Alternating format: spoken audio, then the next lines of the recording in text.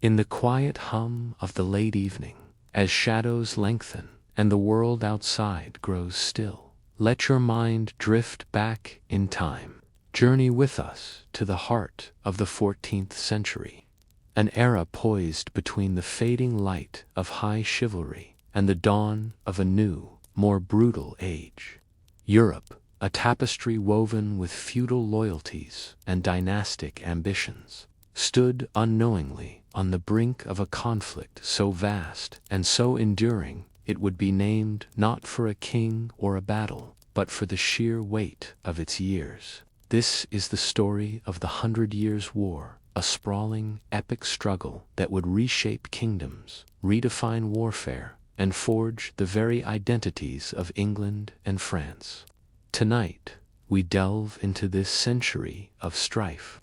If you find solace in these historical narratives and wish to accompany us on more journeys into the past, please consider subscribing to Medieval Nocturnes. Your support allows us to continue crafting these tales for your quiet hours. Now, settle in, close your eyes, and let the great narrative of history begin. The seeds of this great war were not sown in a single season of discontent, but were planted centuries before the first arrow took flight, in the fertile ground of a complex and paradoxical feudal arrangement. To understand the animosity that would fuel generations of warfare, we must first travel back to the year 1066, on a bloody hillside near Hastings. William, Duke of Normandy, seized the English crown. In doing so, he created a political riddle that would confound monarchs for 300 years. As King of England, he was a sovereign ruler, beholden to no one. But as Duke of Normandy, he remained a vassal to the King of France, legally bound to pay homage for his extensive lands on the continent. This created a king who was also a subject, a paradox that placed the English crown in a position of perpetual structural conflict with its French counterpart. This duality reached its zenith under the formidable Henry II in the 12th century.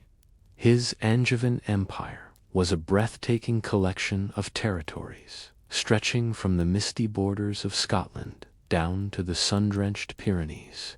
He was one of the most powerful rulers in Europe, yet for his domains in Anjou, Aquitaine, and Normandy, he was required by feudal law to kneel before the French king, a man whose own direct power was often far less than his mighty vassals.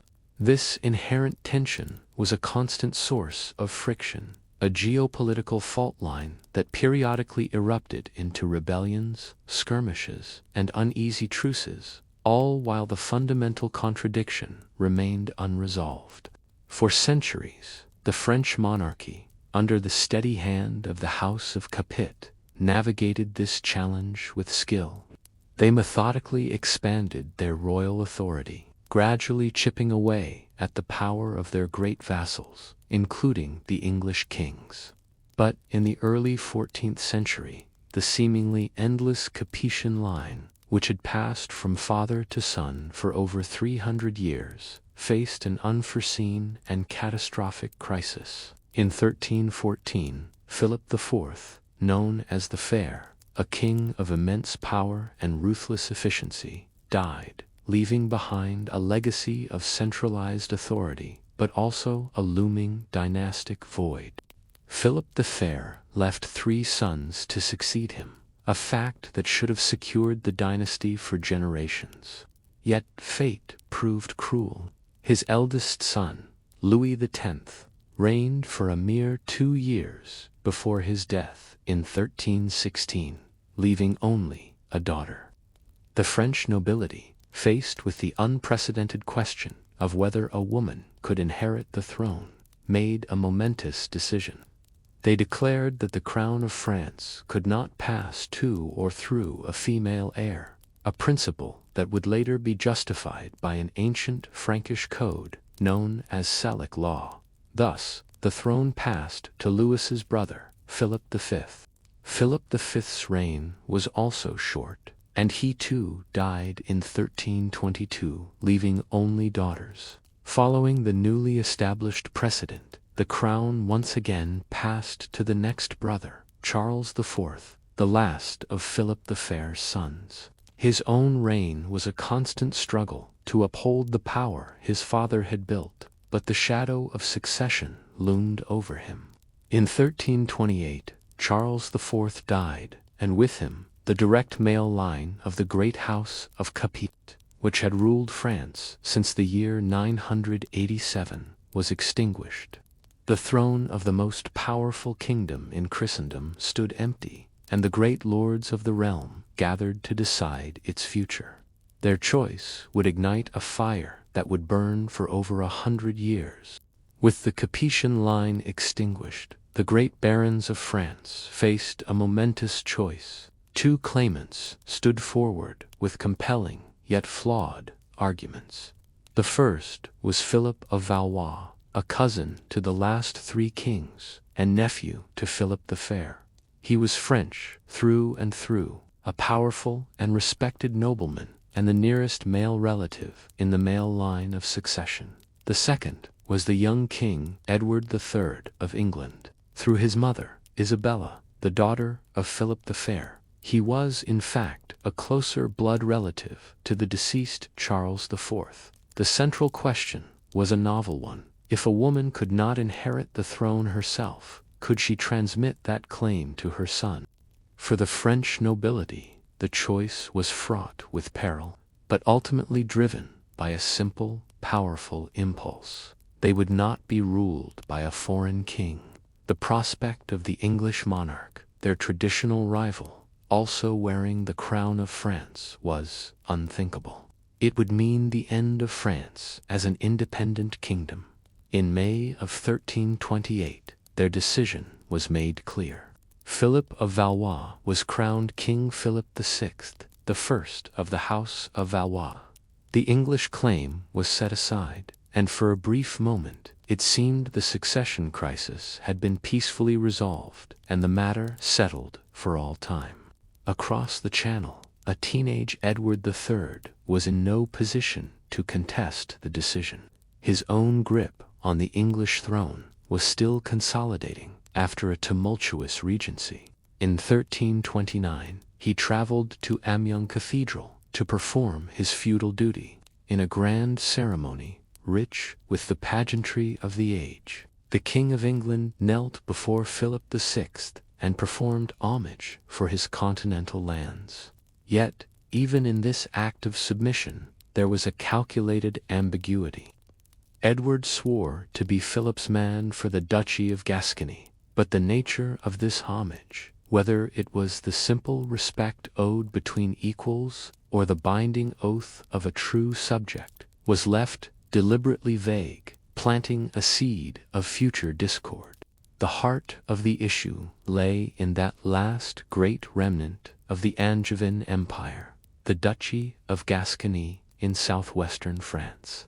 For England, it was a vital economic asset, its vineyards producing the claret wine that filled the goblets of the English nobility and the coffers of the English crown. For France, it was an intolerable anomaly, a vast and wealthy province on French soil controlled by a foreign king. Philip VI, determined to be master in his own kingdom, could not abide an English enclave operating with near independence within his borders. Throughout the 1330s, Philip VI began a campaign of political and legal pressure, seeking to assert his direct authority over Gascony. He deliberately accepted appeals from Edward's Gascon subjects in his own royal courts in Paris. Effectively overriding Edward's authority as Duke, he appointed French officials to posts within the duchy and interfered with the administration of justice. Each move was a careful, calculated provocation designed to chip away at English sovereignty and remind Edward that, on French soil, he was a vassal, not a king. The tensions were further inflamed by the long-standing Auld alliance between France and Scotland. Philip VI actively supported the Scottish king, David II, in his ongoing wars against English domination. By propping up England's enemy on its northern border, France could distract and divide English military strength, a strategic checkmate that infuriated Edward III. The English Channel felt less like a barrier and more like the narrow space between two increasingly hostile and entangled realms. The final, irrevocable break came in 1337. Philip VI, citing Edward's continued defiance and his sheltering of a fugitive French nobleman, made a bold and aggressive move. He declared the Duchy of Gascony to be forfeit, confiscating the territory and claiming it for the French crown. This was not a subtle legal maneuver. It was the medieval equivalent of a formal declaration of war. The centuries-old paradox of the English king's dual status had finally become unsustainable. Edward II's response was equally audacious. Rather than simply fighting to reclaim his feudal lands as a rebellious duke, he chose to escalate the conflict to the highest possible level. He resurrected his dormant claim to the throne of France itself. On October 7, 1337, he formally declared himself the rightful king of France and denounced Philip VI as a usurper. The dynastic question was reopened, not with legal arguments in a council chamber, but with the unsheathing of swords. The 100 Years' War had begun. The war did not begin with a thunderous clash of armies, but with the careful, strategic moves of a grand chess match.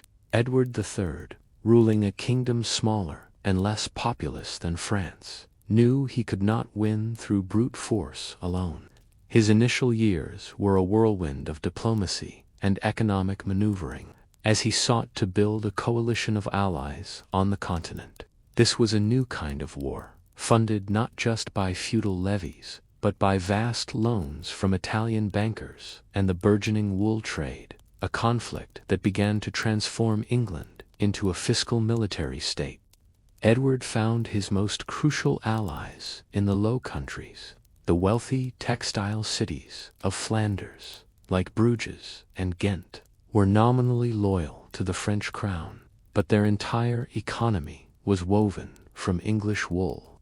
The weavers and merchants of these bustling cities knew that their prosperity depended on a steady supply from across the Channel. Through a combination of economic pressure and shrewd diplomacy, Edward secured their support, turning a French fiefdom into a vital English base of operations on the continent.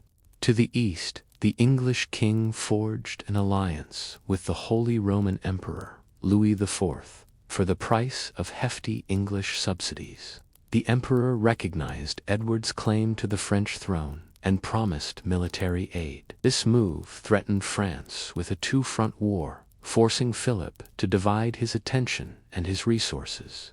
To pay for these expensive alliances, Edward mortgaged his kingdom's future, imposing heavy taxes on his people and pledging the royal wool exports as collateral.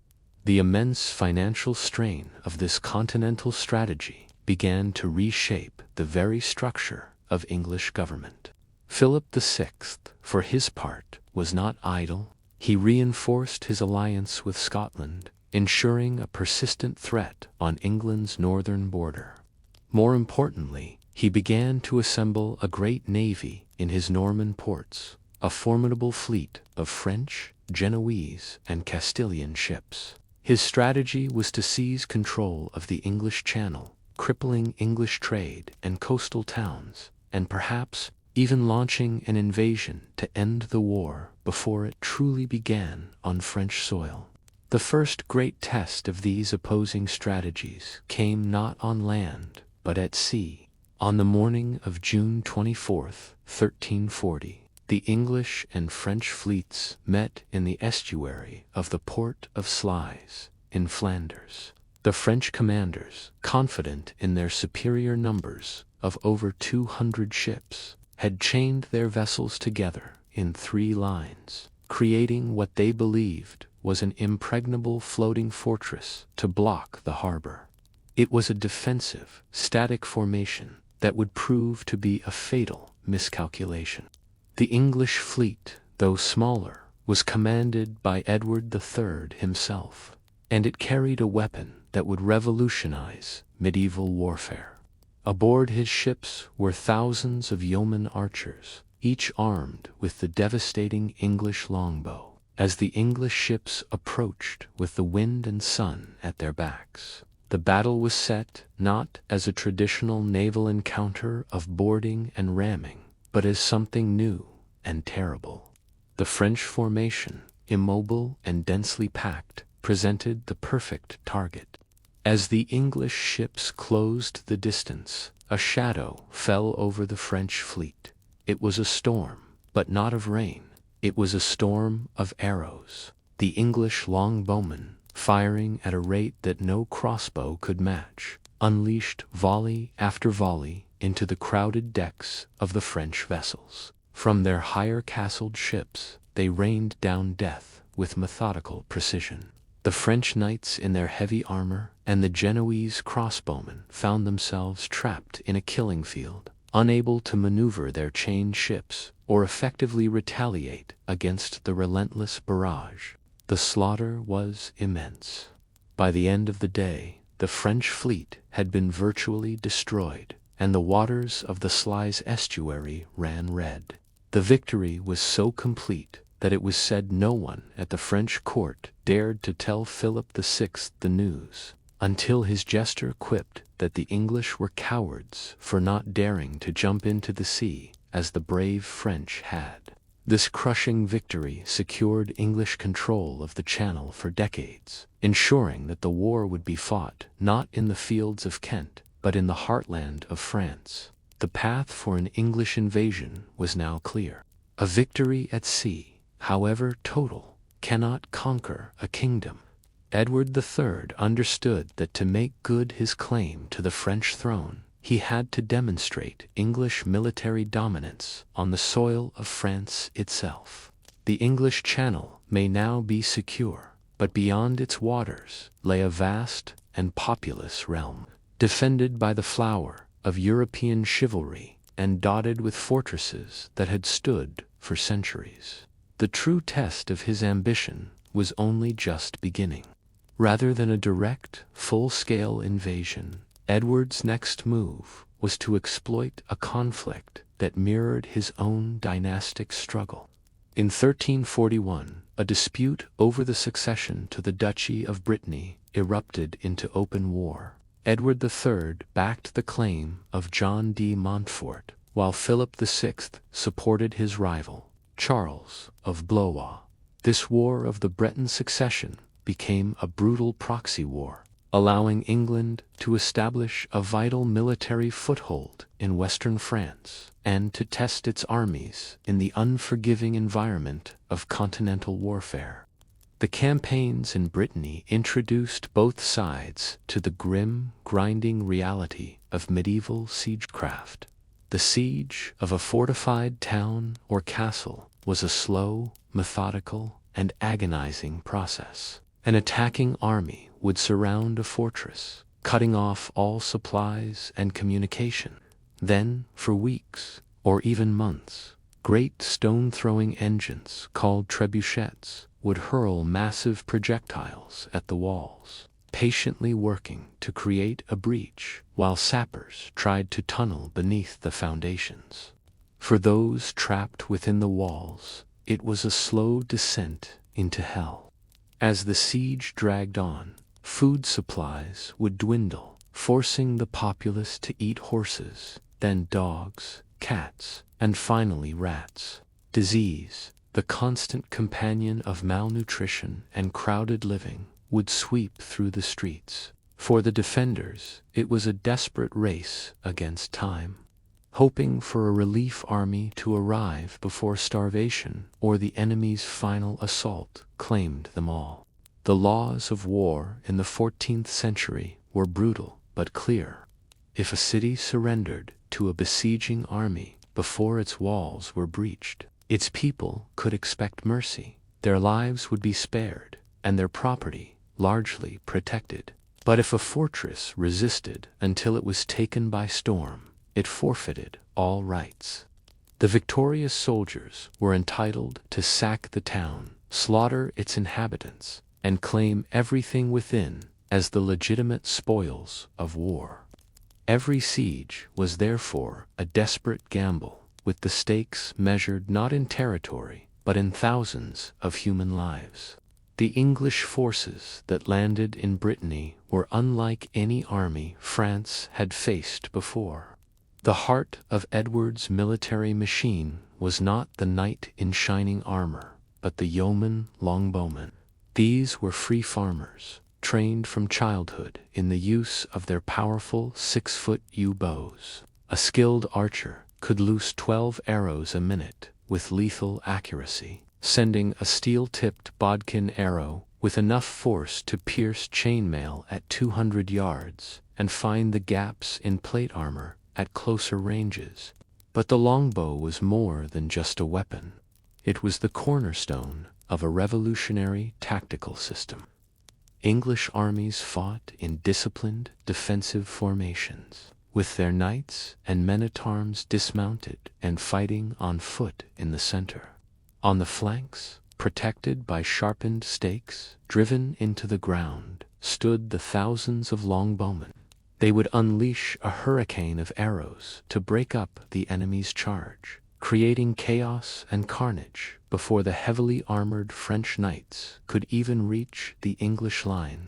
This English way of war stood in stark contrast to the French military ideal. The French army was built upon the cult of the chivalric charge. Its noble knights, bred for individual combat and personal glory, saw warfare as a series of heroic duels. They disdained the idea of fighting on foot alongside commoners, and viewed ranged weapons, like the longbow, as cowardly tools that prevented a proper, honorable clash of arms. This tactical rigidity, combined with a feudal system that limited military service, left the French dangerously unprepared for the disciplined, methodical killing machine that Edward III was about to unleash upon them. In the summer of 1346, Edward III escalated the war dramatically. He landed in Normandy with an army of around 15,000 men and began a devastating, large-scale raid designed not to capture and hold territory, but to inflict maximum economic damage, sow terror, and publicly demonstrate that the King of France was powerless to protect his own subjects. For weeks, the English army marched through the Norman countryside, a disciplined column of destruction, burning villages, plundering towns, and leaving a trail of ruin in its wake, inching ever closer to the gates of Paris itself. Philip VI, enraged by the audacity of the invasion and the humiliation of his authority, gathered a colossal army, perhaps numbering 30,000 to 40,000 men, a force that vastly outnumbered the English invaders. He set off in pursuit, determined to trap and annihilate Edward's army. What followed was a desperate chase across northern France. The English, laden with plunder, struggled to outrun their pursuers, fighting skirmishes at river crossings as they tried to reach the safety of their allies in Flanders. Exhausted and with his route of escape cut off by the mighty river, Edward's position seemed hopeless. But a stroke of luck revealed a tidal ford, and his army made a desperate crossing, just as the vanguard of the French host appeared on the far bank. Now safe from immediate capture, but unable to outrun the French indefinitely, Edward made a fateful decision. He would stop, choose his ground, and fight. Near the small village of he found the perfect location. a gentle, rolling slope, flanked by woods, where his army could make its stand. On the morning of August 26, 1346, Edward deployed his army with methodical calm. He ordered all his knights and men-at-arms to dismount and fight on foot, forming 3 divisions, or battles. On their flanks, and in wedge-shaped formations between them, he placed his thousands of longbowmen, who hammered sharpened stakes into the ground before them as a defense against cavalry. With their preparations made, the English army sat down on the grassy slope, ate their midday meal, and waited with a quiet, disciplined confidence that belied their precarious situation. Late in the afternoon, the French army arrived. In stark contrast to the English discipline, their approach was a chaotic and overconfident rush. The French nobles, thirsting for glory, ignored Philip VI's counsel to make camp and rest for the night. They pushed forward, their massive columns becoming disorganized on the march. A sudden, intense thunderstorm swept over the field, soaking the ground into a slick mud and, crucially, slackening the strings of the Genoese crossbows at the forefront of the French army. As the skies cleared, Philip impatiently ordered his 6,000 Genoese mercenary crossbowmen to begin the attack. Hampered by the wet ground and their damp bowstrings, their volley of bolts fell short, completely outranged by their English counterparts. From the slope above, the English archers responded, taking their bowstrings from under their caps where they had kept them dry. They drew their yew-bows in unison and unleashed the first of many arrow storms. The sky darkened with thousands of shafts that fell upon the Genoese with terrifying force, shattering their ranks and their morale in a single, devastating moment. The French knights, seeing the mercenaries break and flee, became enraged by what they saw as cowardice. Contemptuously, they charged forward, trampling the retreating Genoese as they spurred their horses up the muddy, corpse-strewn slope directly into the teeth of the English arrow storm. It was a scene of horrific, futile slaughter. Wave after wave of the finest chivalry in Europe charged, and wave after wave was scythed down. Horses screamed and fell. Men in heavy plate armor were pierced, and the orderly charge degenerated into a chaotic pile of men and machines at the base of the hill. When night finally fell, the battle was over. The French army had been annihilated. The English, having suffered minimal casualties, stood masters of the field. The next morning, the fog lifted to reveal a scene of almost unimaginable carnage. Thousands of French nobles, knights, and common soldiers lay dead, including the King of Bohemia and the Duke of Lorraine. The Battle of was more than a victory. It was a military revolution. It announced the end of the age of the chivalric mounted knight and the terrifying ascendancy of the English longbow. In the wake of his astonishing victory, Edward III had the road to Paris open before him. But the English king was a pragmatist. He knew that taking the French capital was a monumental task, and his true objective was more strategic and lasting. He needed a secure, deep-water port on the French coast, a permanent gateway into the kingdom through which English armies and supplies could flow freely, without relying on the shifting allegiances of his Flemish allies. He turned his victorious army north and marched on the heavily fortified port of Calais. The city of Calais was a formidable prize, protected by massive walls, a double moat, and a landscape of treacherous marshes and sand dunes that made a direct assault almost suicidal. When Edward's army arrived in September 1346, they found the city prepared for a long defense. Realizing that taking it by storm was impossible, the English king settled in for a protracted siege. an operation that would become one of the most famous and grueling of the entire war. The English effort was a masterpiece of medieval logistics. Outside the walls of Calais, an entire English town sprang up. This sprawling camp, which the English called Villeneuve-la-Haughty, or Newtown the Bold, became a temporary city in its own right. It featured neat rows of wooden houses, markets where merchants sold goods from England, and workshops for blacksmiths and armorers. It was a clear statement of intent. The English were not merely raiding, they were there to stay until the city fell, no matter how long it took. Inside the walls, the 11-month siege was a slow, agonizing ordeal.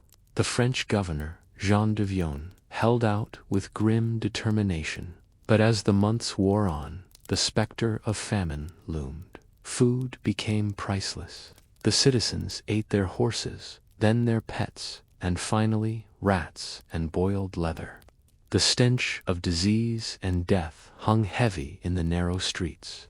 Hope dwindled with each passing day, as the desperate gazes of the defenders turned to the horizon, praying for a relief army that might never come. In the summer of 1347, Philip VI finally managed to assemble another large army and marched to relieve the beleaguered city. They arrived to find the English so masterfully entrenched behind fortifications and natural marshlands that there was no viable way to attack. The memory of the slaughter was still terrifyingly fresh in the minds of the French commanders. They were unwilling to risk another catastrophic defeat against Edward's chosen ground. After a few days of fruitless posturing, Philip's great army marched away, leaving Calais to its grim fate. With all hope of rescue gone, the starving city finally offered its surrender. According to the chronicler Jean Froissart, Edward, furious at their long and costly resistance, initially demanded a terrible price. He agreed to spare the populace only if 6 of the town's most prominent citizens, its burghers, would walk out to his camp barefoot, wearing nothing but their shirts, with ropes around their necks, ready for execution. This somber procession of civic heroes, offering their lives for their people, has become one of history's most iconic images of sacrifice. The story, however, took one final, dramatic turn.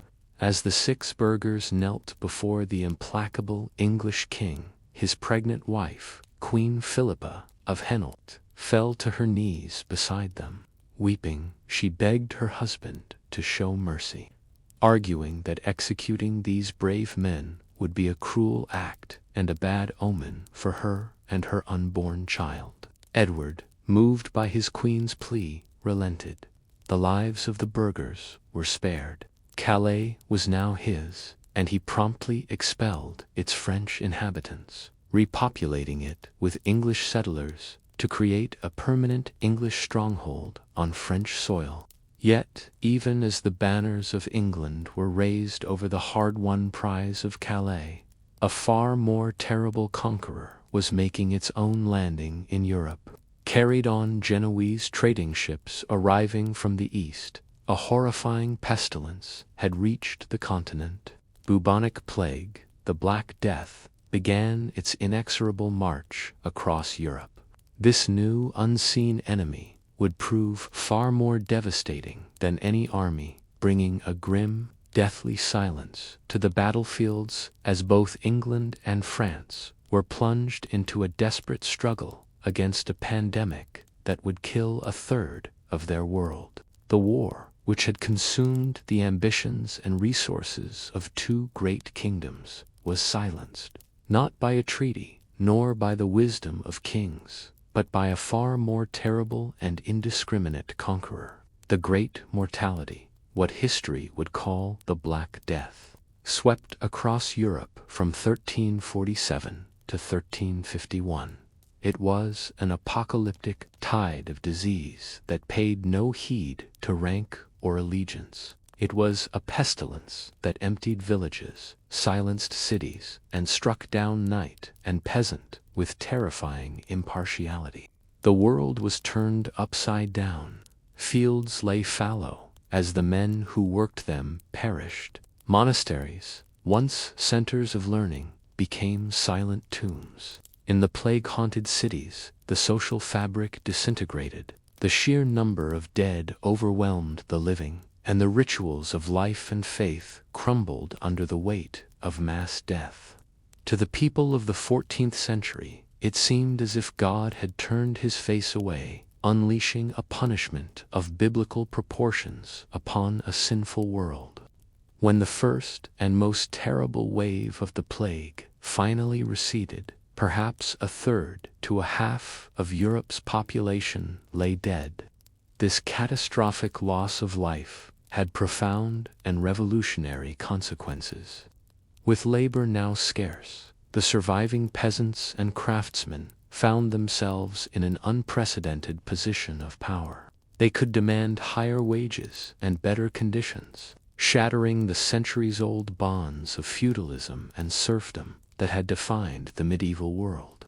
In England, the Crown responded with the Statute of Labourers in 1351, a desperate attempt to freeze wages and force the old order to hold. But the tide of change was irreversible. For nearly a decade, the great conflict between England and France dwindled to a series of minor skirmishes and raids. The ambitions of kings seemed trivial when faced with the daily struggle for survival. Armies could not be raised, and treasuries were empty. It was a grim truce, enforced not by diplomats, but by the angel of death, who stalked the lands of both kingdoms with an even hand. Slowly, as the 1350s dawned and populations began to stabilize, the embers of war began to glow once more. In France, Philip VI had died and was succeeded by his son, John II, known as John the Good, a man who embodied the chivalric ideal. John was brave, pious, and utterly committed to the knightly code of honor. He was also determined to restore French prestige and avenge the humiliating defeats his father had suffered at and Calais. The English response was led by a new generation. Edward III's eldest son, Edward of Woodstock, known to history as the Black Prince, had come of age. He was already a veteran of and had grown into one of the most feared commanders in Europe. In 1355, he launched a great from English-held Gascony, leading his army on a brutal raid across the previously untouched and prosperous lands of southern France, burning and plundering with ruthless efficiency to cripple the French economy. The following year, 1356, the Black Prince launched another raid, this time striking north towards the Loire Valley. King John II, having learned from past mistakes, responded not with a chaotic pursuit, but with a swift and calculated campaign. He gathered a professional army, larger and better organized than the one at Bad, and successfully outmaneuvered the Black Prince, cornering his much smaller Anglo-Gascon force near the city of Poitiers. This time, there was no river to cross, no escape route to Flanders. The English were trapped, outnumbered nearly 2-1, and cut off from all supplies. The Black Prince prepared for a desperate battle for survival. He chose his ground with care, a defensive position protected by hedges and marshy ground, designed to break up a cavalry charge and create a killing zone for his longbowmen. The French, confident that their great victory was at hand, looked upon the cornered English army with anticipation. Finally, the shame of was about to be erased, and the English invaders would be utterly destroyed. On the morning of September 19, 1356, the fields near Poitiers were awash with the banners of two armies preparing for battle. The small Anglo-Gascon force, outnumbered and cornered, took their positions amidst the hedges and marshes, a grim determination etched on their faces. Facing them was the great army of France, a sea of steel and chivalry, confident that this day would bring the decisive victory they had sought for so long. A local cardinal made a final, desperate attempt to broker a peace, but the French terms were unconditional surrender, something the Black Prince would never accept. The time for diplomacy was over. King John II, mindful of the disaster that had befallen his father's cavalry, had devised a new strategy. He ordered the vast majority of his knights and men-at-arms to dismount and advance on foot. They would form 3 massive, dense divisions, an unstoppable tide of armored men intended to slowly grind the English line into dust, their plate armor protecting them from the worst of the arrow storm. Only a small, elite vanguard of mounted knights would charge first, tasked with silencing the dreaded English longbowmen. The battle began with this mounted charge. A few hundred of France's finest knights spurred their horses forward, thundering towards the narrow gap in the hedge that protected the English front. It was a suicidal act of bravery. Channeled into a tight corridor, they were met with a horrific crossfire from the English archers concealed on their flanks. Arrows punched through armor and brought down horses, creating a chaotic pile of screaming men and animals that blocked the path for those behind. The vanguard was annihilated before it ever reached the English line. Undeterred, the first great French division, commanded by the young Dauphin Charles, began its slow, ponderous advance on foot. It was a grueling, attritional struggle. The heavily armored French soldiers trudged through the rough terrain under a constant hail of arrows, engaging in brutal close-quarters combat with the English men-at-arms. After hours of savage fighting, the exhausted and battered French division, having taken heavy losses, was finally repulsed and fell back in disorder. At this critical juncture, a lull fell over the battlefield. The Black Prince, seeing his men were exhausted and his archers critically low on arrows, ordered a tactical withdrawal to a stronger position behind the crest of a nearby hill. It was a risky but necessary maneuver to regroup and resupply. To the French commanders, however, this looked like the beginning of a full-scale retreat. A cry of victory went up from the French ranks.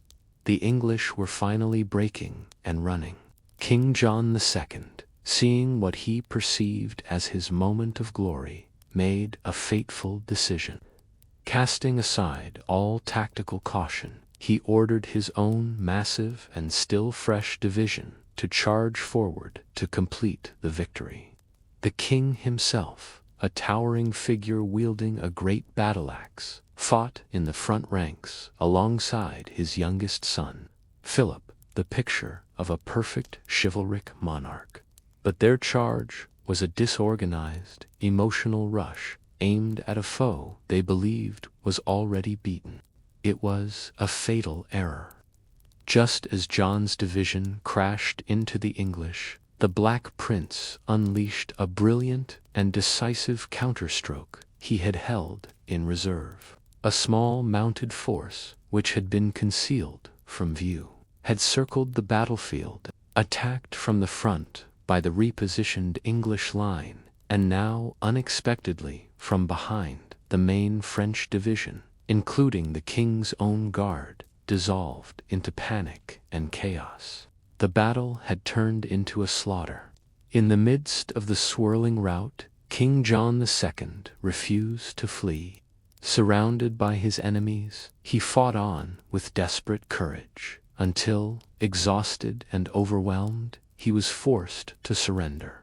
The sight of the King of France, his banner lowered in defeat, being led away as a captive, was a disaster beyond comprehension for France. The victory at Poitiers was even more stunning and politically significant than England had not just defeated a French army, it had captured the sacred person of its king, leaving the kingdom of France leaderless, bankrupt, and spiraling into an abyss of chaos.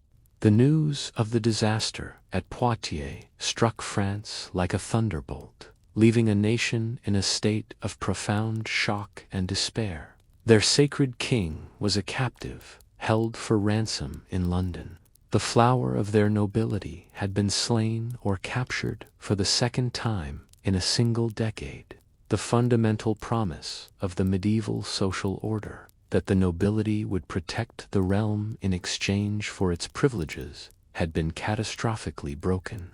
Faith in the Valois dynasty and the entire ruling class plummeted, creating a dangerous power vacuum. With King John a chivalrous but powerless prisoner in England, governance of the broken kingdom fell to his young and inexperienced son, the Dauphin Charles. The Dauphin faced an impossible situation. The royal treasury was empty, the kingdom's military was in ruins, and the great lords who had not been captured at Poitiers were more concerned with their own power and survival than with the unity of the realm. France, leaderless and demoralized, began to tear itself apart from within. The immediate burden of the defeat fell, as it always did, upon the common people, to raise the astronomical ransom demanded for King John's release and to fund a renewed defense. The Dauphin's government was forced to levy ever more crushing taxes. This new wave of financial oppression was inflicted upon a populace already exhausted by decades of war, traumatized by the Black Death, and impoverished by the English that had burned their fields and villages. The fragile patience of the French people finally snapped. In the spring of 1358, this simmering rage exploded into a violent and desperate peasant uprising in northern France, known as the Jacquerie. It was not a coordinated revolution, but a spontaneous eruption of fury. Bands of peasants, driven by hunger and a burning hatred for a nobility they saw as corrupt, cowardly, and useless, rose up. They stormed castles, murdered noble families, and committed horrific acts of brutality, venting generations of resentment against their failed protectors. At the same time, a political rebellion ignited in the capital. Paris fell under the control of a charismatic and ambitious leader named Etienne Marcel, the provost of the city's merchants. Marcel attempted to seize the reins of government, forcing the Dauphin to flee the city. He aimed to establish a new order where the Estates General, France's equivalent of a parliament, would control taxation and royal policy. It was a radical challenge to the very principle of absolute monarchy. For a terrifying moment, it seemed as if the kingdom of France would completely disintegrate into a patchwork of peasant communes, independent cities, and roving bands of mercenaries. But the forces of order, though weakened, were not yet broken. The nobility, seeing the existential threat of the Jacquerie, put aside their rivalries to unite in a campaign of merciless suppression, slaughtering the poorly armed peasants in droves. In Paris, Etienne Marcel's political support fractured, and he was assassinated in the streets, allowing the Dauphin Charles to re-enter and reclaim his capital. The Dauphin had survived the internal collapse of his kingdom, but France was utterly broken, financially ruined, and in no condition to continue the war. This weakness allowed Edward III to impose a victor's peace. Negotiations began, with the captive King John himself participating, desperate to secure his freedom at any cost. The resulting agreement, the Treaty of Signed in 1360, was a national humiliation for France. The terms of the treaty were devastating. In exchange for Edward III renouncing his claim to the French throne, France would cede a vast portion of its territory, nearly one-third of the kingdom, to be ruled by Edward in full, independent sovereignty, not as a vassal. This new English territory included an enlarged Gascony, Calais, and many other wealthy lands. Furthermore, a ransom of 3 million gold crowns, an almost impossibly huge sum, was to be paid for King John's release. It was the absolute zenith of English power and the lowest point in the history of the French monarchy. The first phase of the 100 Years' War appeared to be over. England, it seemed, had won. The treaty brought an official end to the war, but it did not bring peace to the ravaged land of France. With the formal cessation of hostilities, thousands of professional soldiers, who had known nothing but war for years, were suddenly unemployed. These men, English, Gascon, German, and Breton mercenaries, did not simply lay down their arms and return to quiet lives. Instead, they formed ruthless, roving armies known as free companies or routiers. For the French peasantry, this was a new and terrible kind of torment. The routiers were a plague of armed men, bound by no king and no law. They swept across the countryside, seizing castles, pillaging towns, and holding entire regions to ransom. They lived off the land through extortion and violence, preventing any meaningful recovery from the devastation of the official war. The suffering of the common people continued, even as their kings exchanged treaties and oaths of peace. Amidst this chaos, King John II of France, having been released after a down payment on his enormous ransom, performed one final, fateful act. He had left his son, Louis of Anjou, in English-held Calais, as a hostage to guarantee the remaining payments. In 1363, Louis broke his parole and escaped his honorable captivity. John, a man for whom the chivalric code was everything, was mortified by his son's dishonorable act. Believing his own honor to be stained, he made a decision that stunned Europe. He voluntarily returned to his comfortable captivity in London, where he died the following year. His death brought to the throne the Dauphin, who was crowned King Charles V. The new king was the complete opposite of his father. Charles was no warrior. He was a frail and scholarly man who preferred the quiet of his library to the chaos of the battlefield. But behind his physically unimposing exterior was a brilliant and patient mind. History would remember him as Charles the Wise. He was a master of statecraft, a shrewd administrator who understood that France's salvation lay not in glorious charges, but in careful planning, fiscal reform, and a complete reinvention of French strategy. From his royal palace, the Louvre in Paris, Charles V began the slow and meticulous work of healing his broken kingdom. He avoided grand gestures, focusing instead on the practical foundations of power. He reformed the tax system to create a stable and reliable source of royal income. He used this newfound wealth to patiently rebuild the military, not with feudal levies, but with a permanent, well-paid, and loyal professional army. He was quietly forging the tools that would be needed to eventually tear up the humiliating treaty his father had signed. Charles the Wise knew he could not lead his armies in person. He needed a commander, a sword to enact his will. He found his perfect instrument in a minor Breton knight named Bertrand du Guesclin. Du Guesclin was everything the chivalric ideal was not. He was famously coarse and brutish in appearance, a ferocious brawler rather than a polished courtier. But he was also a military genius, a master of ambushes, surprise attacks, and the gritty art of guerrilla warfare.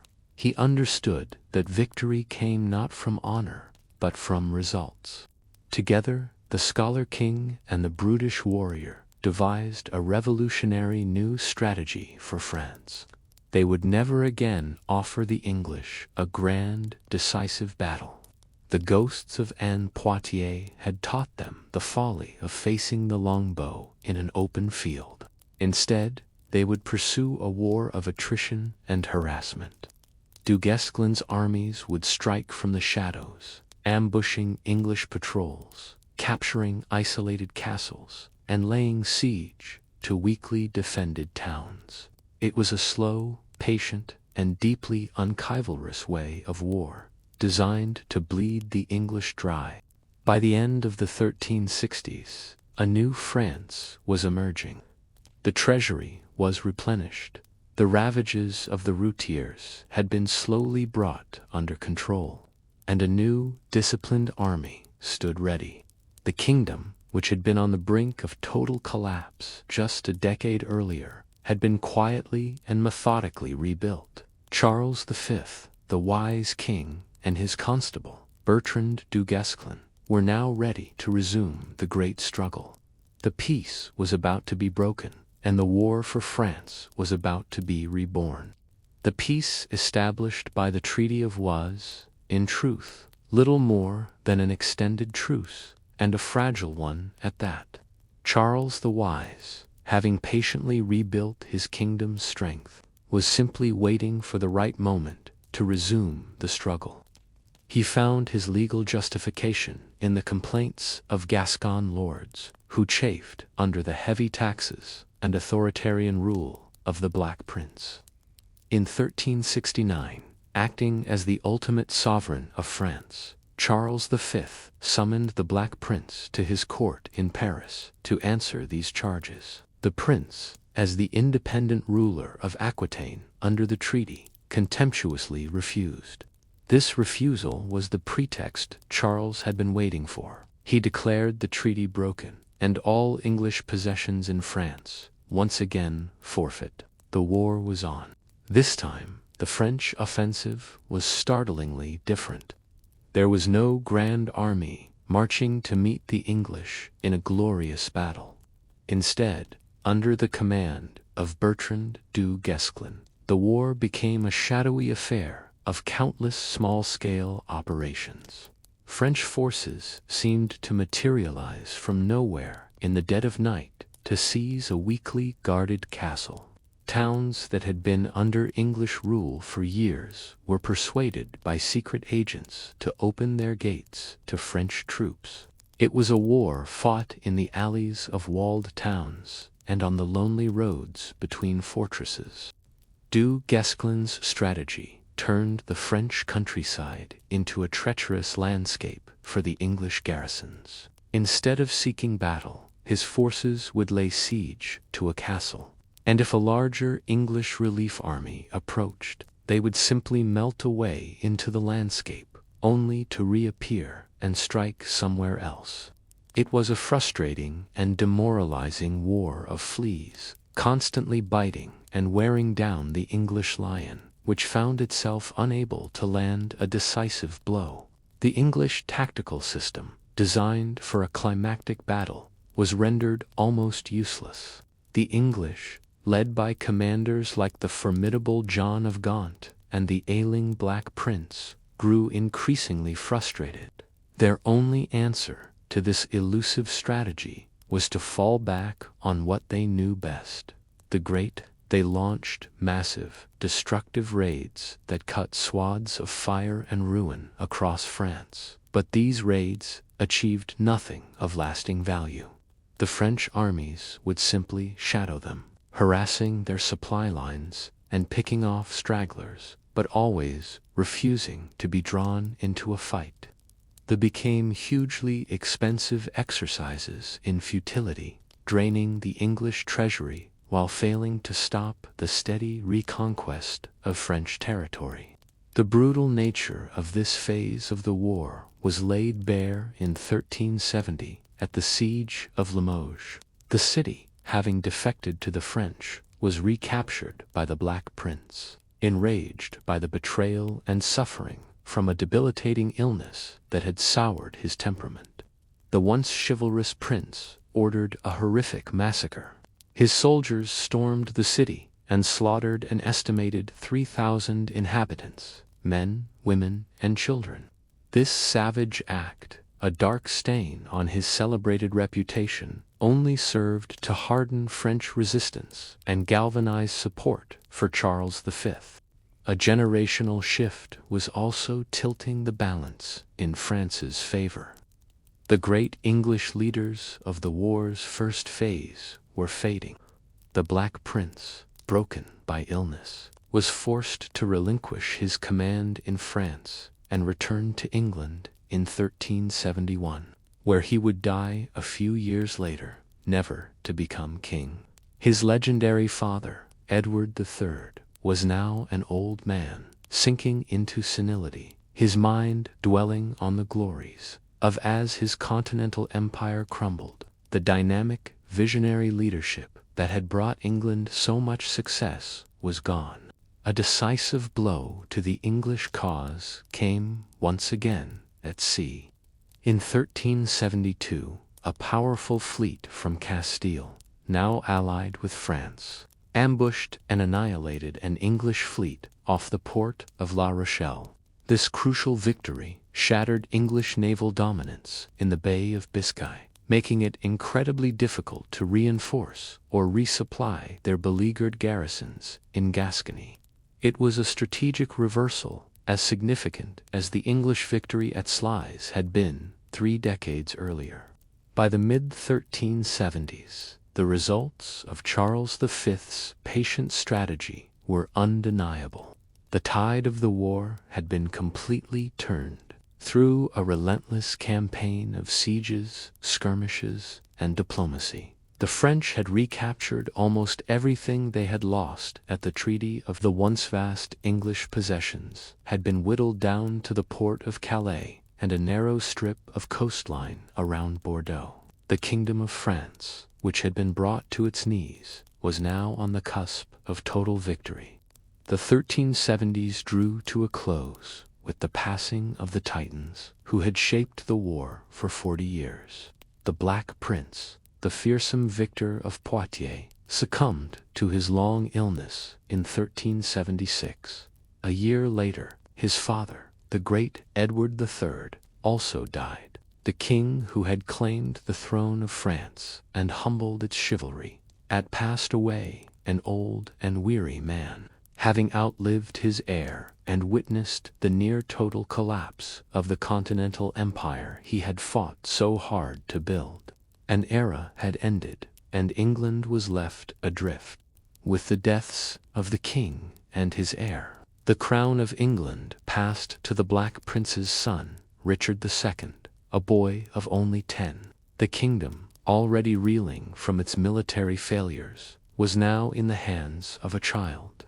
Power fell to a council of regents, dominated by his ambitious and powerful uncles, most notably John of Gaunt, Duke of Lancaster. The unified, driving ambition of Edward III's reign dissolved into a mire of political infighting, jealousy, and indecision at the highest levels of the English court. Across the Channel, a remarkably similar fate befell France.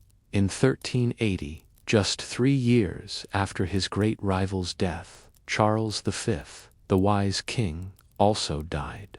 He had accomplished his life's work, patiently and brilliantly, reclaiming almost all of France. But his meticulous, centralized strategy had depended entirely on his personal genius.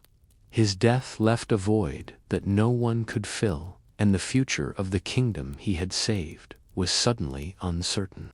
The French crown now rested on the head of another child, Charles VI, who was only 11 years old. As in England, a council of powerful uncles, the Dukes of Burgundy, Anjou, and Berry, seized control of the government. These men, however, were more concerned with enriching themselves and pursuing their own vast territorial ambitions than with the final expulsion of the English. The carefully managed resources of the kingdom were squandered on their lavish courts and personal projects, and the focused strategy of Charles V was abandoned. With the firm hands of the old kings gone, the long simmering social and economic grievances in both kingdoms boiled over. In England, decades of punishing war taxes, combined with the lingering social turmoil from the Black Death, culminated in the Great Peasants' Revolt of 1381, led by figures like Wat Tyler. Tens of thousands of commoners marched on London, demanding an end to serfdom and the crushing poll tax. The young Richard II, in a moment of incredible bravery, rode out to meet the rebels, promising reforms to quell the uprising that had brought his kingdom to the brink of civil war. France was simultaneously convulsed by its own popular uprisings. The regency of the royal uncles had imposed brutal new taxes to pay for their extravagances, leading to violent revolts across the country. In Paris, a mob known as the Mulottons, armed with lead mallets, rose up against the tax collectors, while similar rebellions erupted in other cities. The French government, like the English, was forced to turn its attention inward, using its military might not against its foreign enemies, but against its own suffering people, exhausted by decades of conflict, financially broken, and ruled by unstable regencies governing for child kings. The Great War between England and France ground to a virtual halt. Neither side possessed the leadership, the money, or the political will to launch a major campaign. The conflict degenerated into a low-grade endemic struggle, marked by occasional coastal raids, piracy in the Channel, and minor skirmishes on the borders of English-held Gascony. But the grand strategic movements of the past were over. For the first time in nearly half a century, a fragile, undeclared peace settled over the two kingdoms. It was not a peace born of reconciliation, but of mutual exhaustion. The great dynastic claims and bitter national animosities that had started the war remained unresolved, simmering beneath the surface. The crowns of England and France now rested uneasily on the heads of two young cousins, Richard II and Charles VI, both of whom would grow into deeply troubled and unstable rulers. The long conflict had merely entered a generational pause, gathering its strength before erupting into its next and most violent chapter. As the 14th century drew to its close, the war between England and France was shaped not by generals, but by the deeply troubled reigns of two young kings.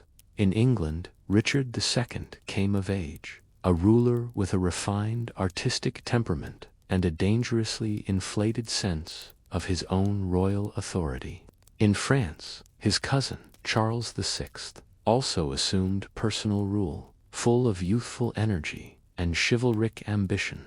For a time, it seemed a genuine peace might finally take hold, a hope bolstered when Richard married Charles's young daughter, Isabella, in a gesture of reconciliation.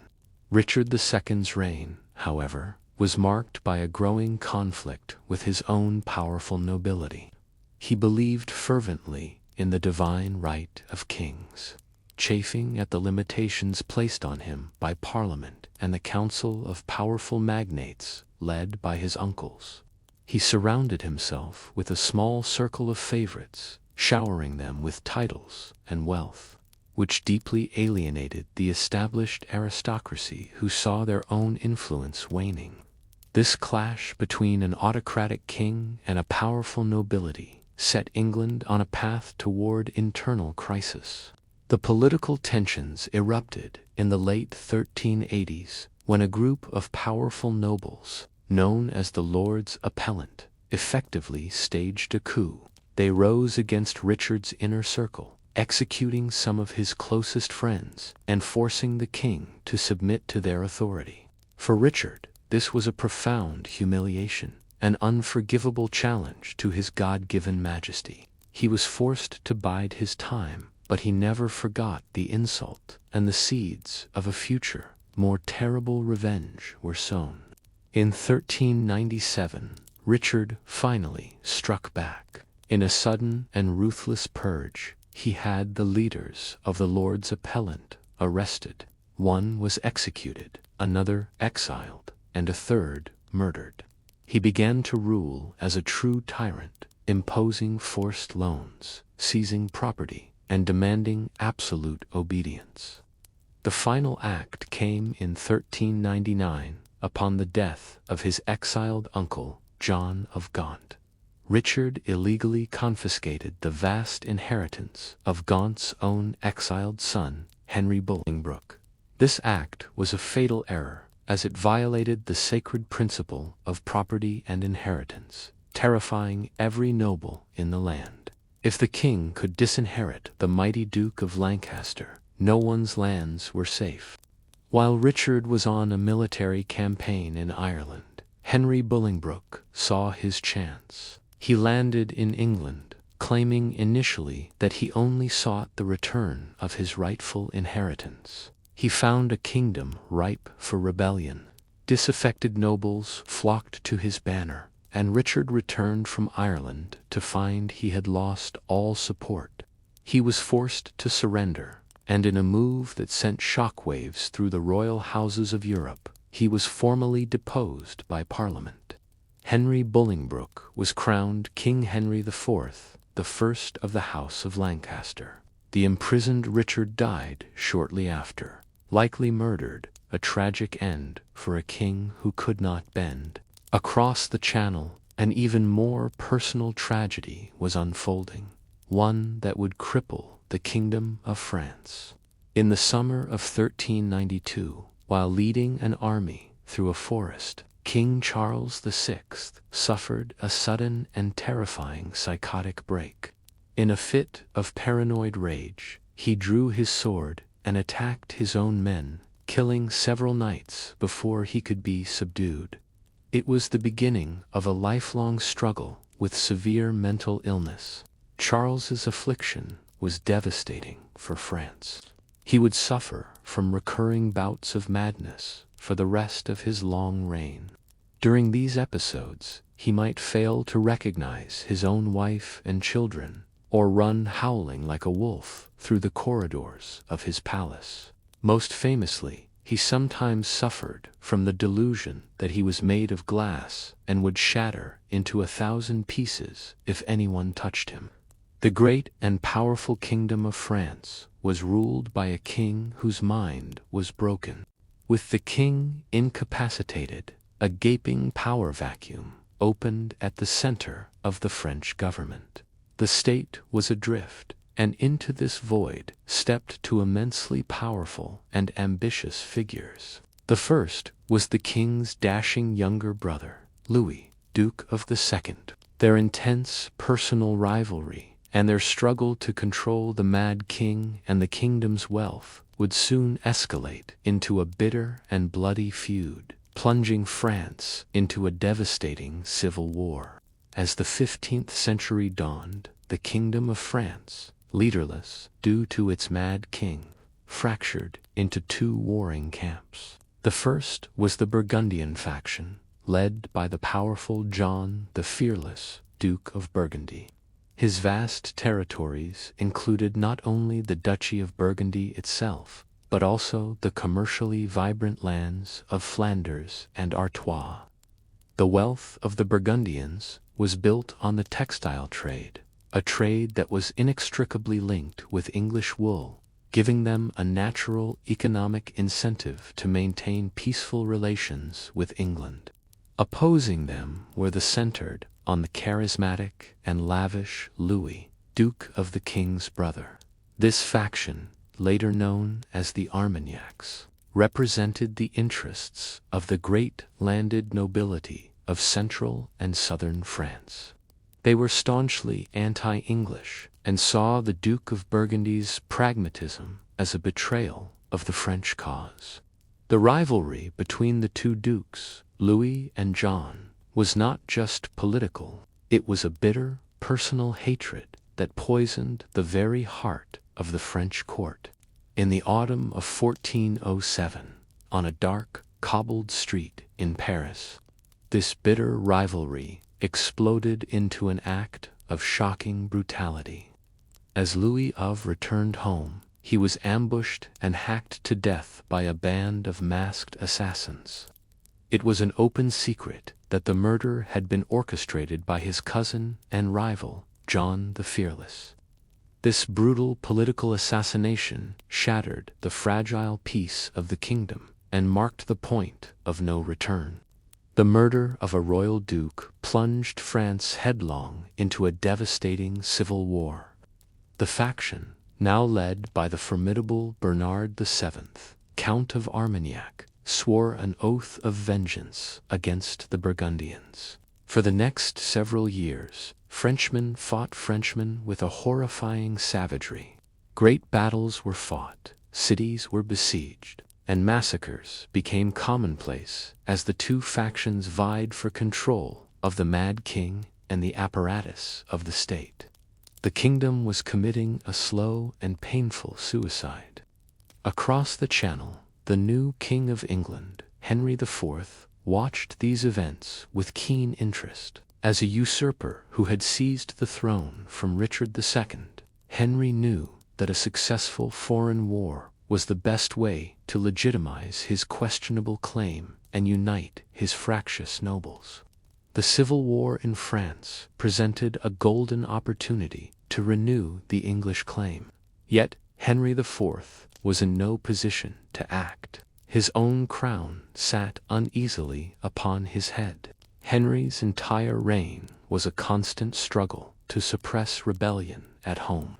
The powerful Percy family of Northumberland, the very men who had helped him seize the throne, soon turned against him.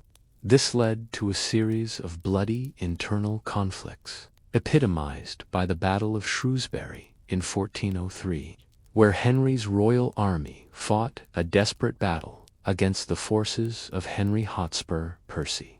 It was a battle of Englishmen against Englishmen, a bitter struggle that consumed the kingdom's resources and attention.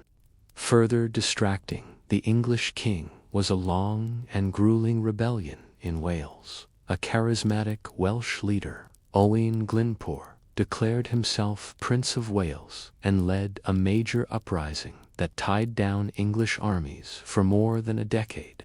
These campaigns in the rugged Welsh mountains were a constant drain on the English treasury and a persistent military headache, preventing Henry IV from ever seriously contemplating a major invasion of France. It was in the crucible of these Welsh wars that a new English leader was forged. Henry IV's son, the young Prince of Wales, the future Henry V, earned his first military commands. He spent his youth not in the chivalric tournaments of court, but in the gritty, difficult reality of siege warfare and counterinsurgency campaigns in the Welsh marches. It was here that he learned the harsh, practical lessons of logistics, discipline, and command that would one day make him the most feared commander in Europe. And so, the stage was set for the next great act of the war. France, paralyzed by the madness of its king and tearing itself apart in a vicious civil war, had never been more vulnerable. England, under its insecure King Henry IV, was too consumed by its own internal rebellions to take advantage. But a new English generation was coming of age, led by a prince who was battle-hardened and ambitious. The weakness of France was about to collide with the renewed strength and ambition of England. In the spring of 1413, the troubled reign of Henry IV came to an end. The king who had seized a crown and spent the rest of his life defending it died, leaving his throne to his son. The new king, Henry V, was a different man entirely. Where his father had been insecure and besieged by rebellion, Henry V was confident, charismatic, and a proven military commander. He inherited a kingdom that was weary of internal conflict and ready to be united behind a strong and ambitious leader. Henry V was a complex and formidable figure. Deeply pious, he was utterly convinced that he was God's chosen instrument, and that his claim to the French throne was a divine right. But this piety was matched by a core of ruthless pragmatism. He was a brilliant administrator, a master of logistics, and a cold, calculating strategist. He possessed the chivalric aura of a great warrior king, but he waged war with a methodical and unforgiving efficiency that was entirely modern. From his throne in Westminster, Henry looked across the Channel and saw a kingdom in chaos. The French Civil War between the Armagnacs and Burgundians was raging with renewed fury, crippling the government and dividing the nobility. To Henry, this was not merely a political opportunity, it was a sign from God.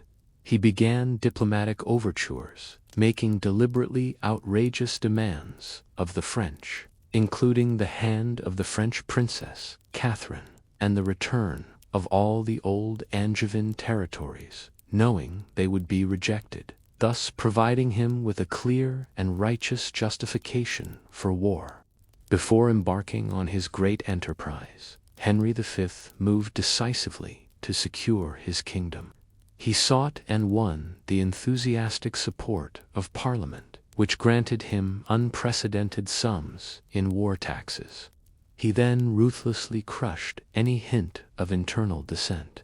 He suppressed a potential uprising from a religious reform movement known as the Lollards, and just days before his fleet was set to sail, uncovered and executed the conspirators of the Southampton Plot, a noble conspiracy to overthrow him. With an iron will, he ensured that the kingdom he left behind would be loyal and stable. By the summer of 1415, a vast invasion force had gathered at the ports of Southampton. It was the largest and best-equipped army ever to leave English shores. A fleet of some 1,500 ships was assembled to carry over 12,000 soldiers, along with thousands of horses, great cannons forged with the latest technology, and all the immense logistical support required for a prolonged siege campaign. It was a clear demonstration of England's renewed and focused military might. In August 1415, this great armada crossed the Channel and laid siege to the port of Harfleur. Located at the mouth of the River Seine, Harfleur was the strategic key to Normandy. Its capture would provide the English with a secure base from which to launch a systematic conquest of the entire region. The city, however, was heavily fortified, and its garrison was determined to put up a fierce resistance. The siege of Harfleur was a brutal, grinding affair. For 5 weeks, Henry's new cannons bombarded the city's walls, while his soldiers fought in the trenches. But the greatest enemy was not the French garrison. In the wet, marshy ground of the English siege camp, dysentery, the bloody flux, ran rampant. The disease tore through the English army, killing thousands and incapacitating thousands more. When the battered city finally surrendered in late September, it was a victory, but a costly one. Henry now faced a critical decision. His army was a shadow of the force that had landed just 5 weeks earlier, ravaged by disease and combat losses. The campaigning season was almost over, and the prudent choice would have been to garrison his hard-won prize and sail back to England to recover. But Henry V was a man of immense pride and unwavering faith. He decided to make a bold, defiant gesture. He would march his small, sick army 150 miles overland to the safety of English-held Calais, a demonstration of his right to ride anywhere he pleased in his kingdom of France. It was a gamble that would lead his army to the brink of annihilation. Leaving a small garrison to hold the plague-ridden prize of Harfleur, Henry V began his desperate march to Calais in early October 1415. His army was a ghost of the magnificent force that had landed in August, numbering perhaps only 6,000 fighting men. The vast majority of them longbowmen, they were a small, isolated column in a vast and hostile kingdom. Weakened by dysentery, hunger, and fatigue, their march was a grim test of endurance, a pilgrimage of faith through an enemy land. The French, recovering from the shock of Harfleur's fall, were slow to mobilize at first. But once the small size of Henry's army and his audacious route became clear, they gathered their strength with terrifying speed. A massive army, led by the Constable of France, Charles d'Albret, and filled with the greatest dukes and nobles of the realm, was assembled. They didn't seek an immediate confrontation, but instead shadowed the English, blocking the crossings of the river Somme, determined to trap Henry just as they had trapped his great-grandfather, Edward III, 70 years before. For days, the English were forced away from their goal, marching further and further south, deeper into the heart of France, searching for an unguarded place to cross the river.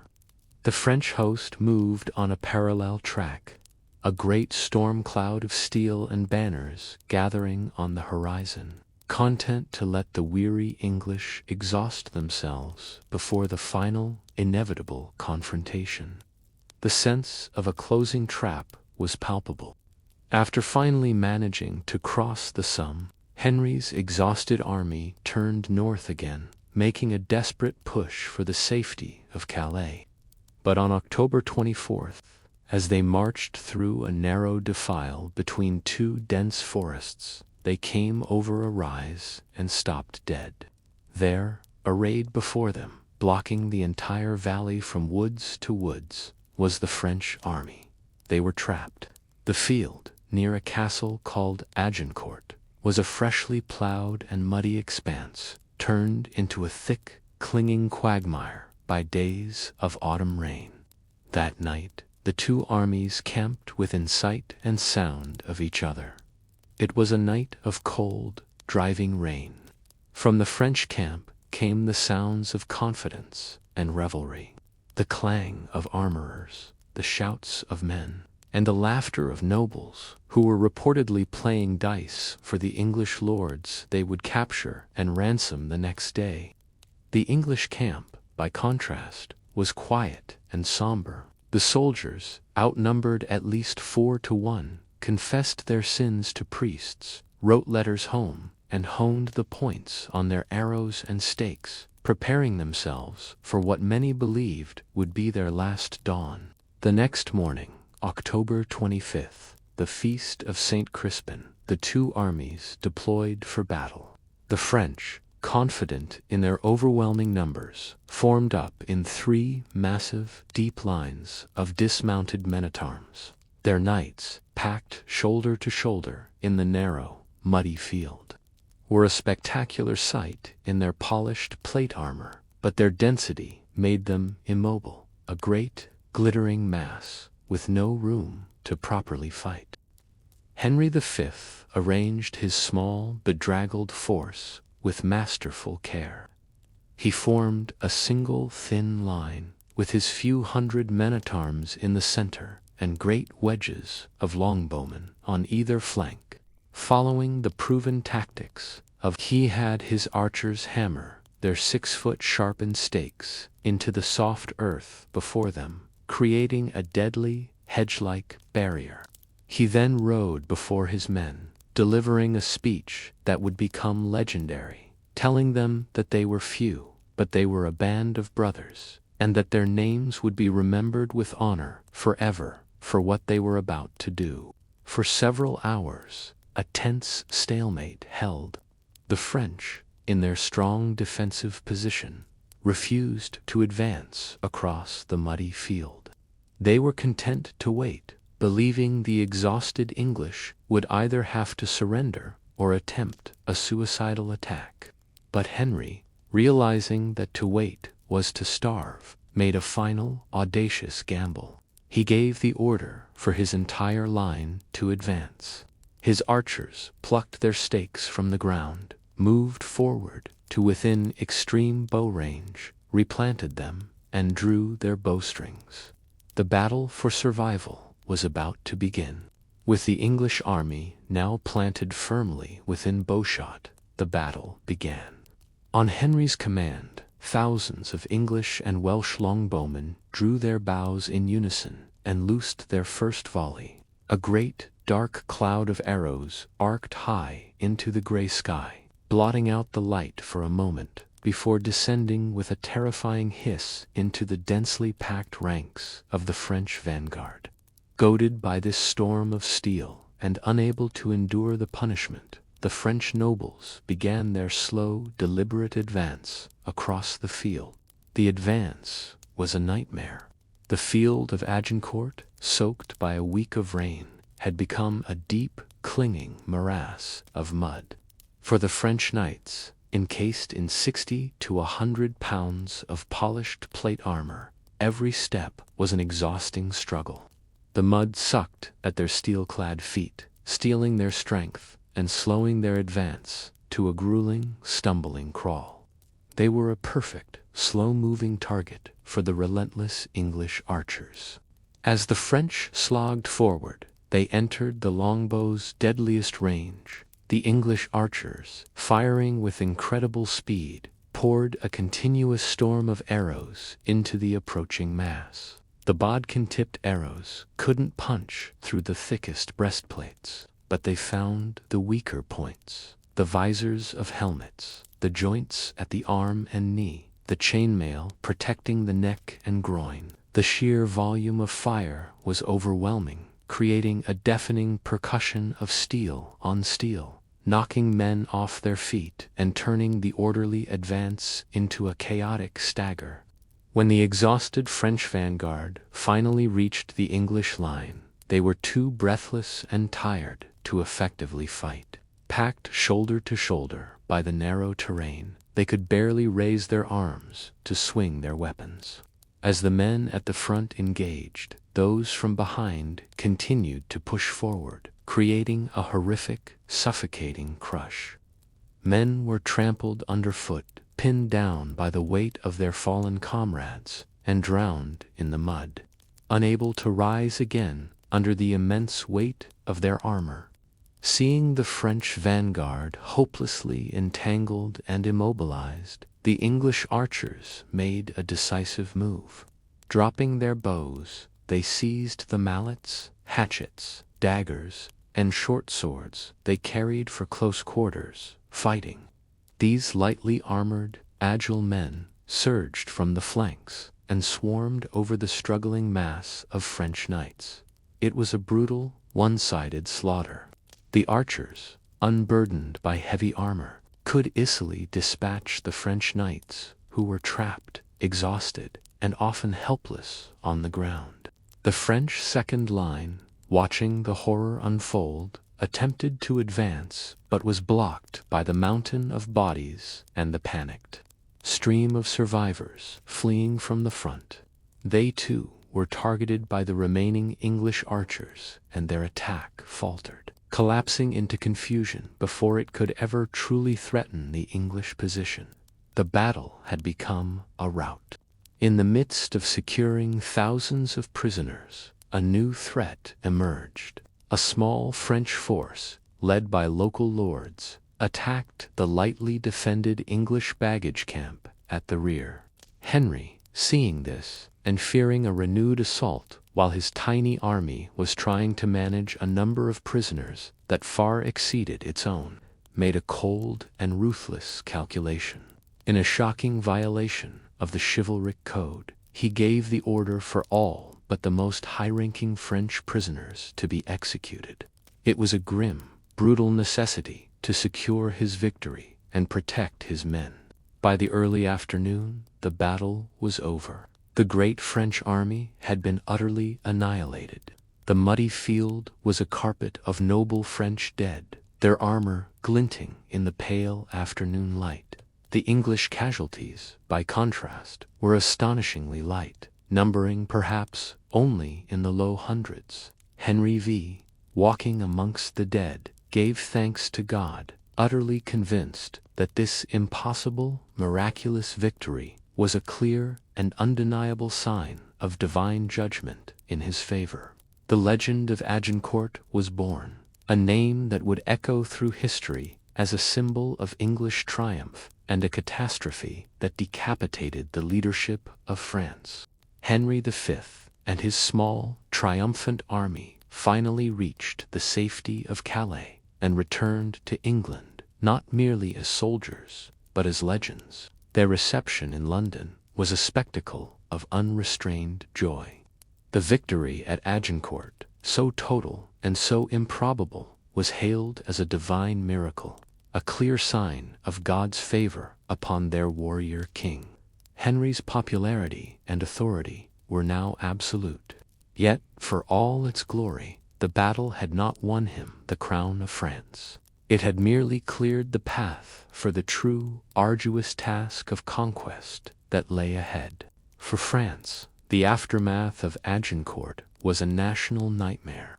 The kingdom was plunged into a state of shock and grief, having lost a significant portion of its nobility for the third time in the war.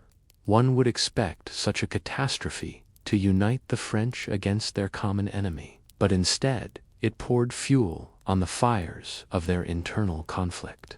The Armagnac faction, which had formed the core of the French army at the battle, had suffered devastating losses. Their rivals, the Burgundians, now saw a golden opportunity. Joan the Fearless, the Duke of Burgundy, had conveniently kept his own powerful forces away from the disaster at Agincourt. With his Armagnac enemies now decimated and leaderless, he made his move. He began a slow, deliberate march on Paris, not to fight the English, but to wrest control of the government and the mad king, Charles VI, from his weakened rivals. France was now fighting a war on two fronts, a defensive struggle against the English invaders, and a far more bitter and immediate civil war for its own soul. In 1417, Henry V returned to France, and this time his strategy was fundamentally different. There would be no more glorious but risky raids deep into enemy territory. He was here to conquer, to hold, and to govern. His target was the ancestral heartland of the English monarchy, the rich and powerful Duchy of Normandy. He began a slow, methodical, and brutally efficient campaign to subdue the entire region, one fortress at a time. The siege of Caen later that year set the tone for this new phase of the war. Rather than a long, drawn-out blockade, Henry employed his powerful siege cannons to batter a breach in the city's ancient walls. He then took the city by a bloody and merciless assault. This display of ruthless efficiency sent a chilling message to the rest of Normandy. Surrender quickly, and your people and property will be spared. Resist, and you will be destroyed. Town after town, weighing their options, chose to submit to English rule. For 2 years, Henry's army moved like a well-oiled machine across the Norman countryside. It was a war of sieges, logistics, and engineering. The French, hopelessly divided by their civil war, were unable to field an army to challenge the English advance. While Armagnacs and Burgundians slaughtered each other for control of Paris, Henry V methodically dismantled the defenses of Normandy, capturing its castles and towns one by one. The final and most crucial objective was Rouen, the great capital of Normandy and one of the wealthiest cities in France. The siege of Rouen, which began in the summer of 1418, became an epic of human suffering. Henry's army completely encircled the city, cutting off all supplies. Inside the walls, the population of 70,000 people slowly began to starve. In a calculated act of cruelty designed to hasten the surrender, Henry refused to allow the city to expel its useless mouths, forcing thousands of women, children, and the elderly into the frozen ditches between the city walls and the English lines, where they starved to death. After a horrific 6-month siege, the emaciated and desperate city of Rouen finally surrendered in January 1419. Its fall marked the effective completion of the English conquest of Normandy.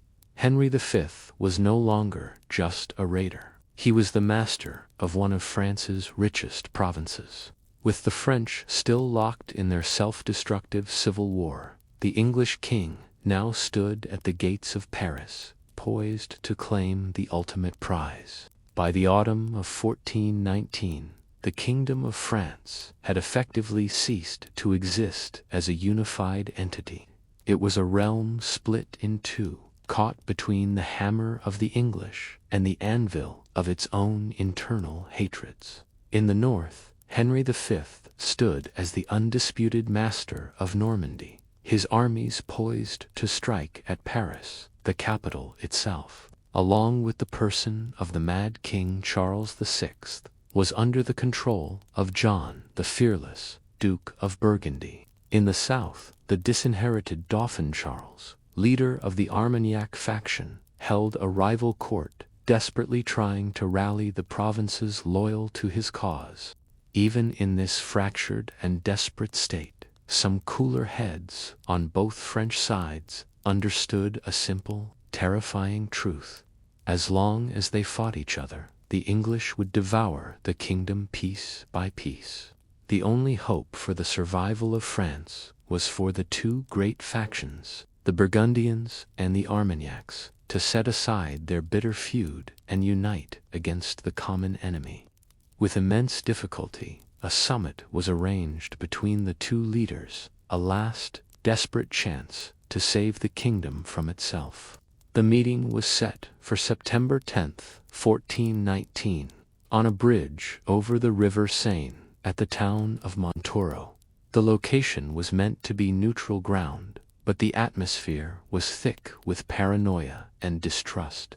A special wooden enclosure with barriers at each end was built in the middle of the bridge to ensure security. Both the Dauphin Charles and Duke John the Fearless arrived with a retinue of armed and nervous knights, each side fearing a trap. What happened next was an act of such catastrophic folly that it would alter the course of the war and seal the fate of France for a generation. As the Duke of Burgundy entered the enclosure and knelt respectfully before the Dauphin, one of the Dauphin's companions suddenly accused him of treachery. In the heated argument that followed, one of the Dauphin's men drew his axe and struck the Duke down. The rest of the Dauphin's retinue then fell upon the wounded Duke, killing him in a brutal flurry of blows. The murder of John the Fearless on the bridge at Montauron was the single most disastrous event in the history of the French Civil War. Whether the young Dauphin ordered the assassination or simply allowed his hot-headed followers to carry it out is a question historians still debate, but in the end, it did not matter. The act was seen as a treacherous and unforgivable betrayal, shattering any possibility of French unity for decades to come. The news of the murder ignited a firestorm of vengeance.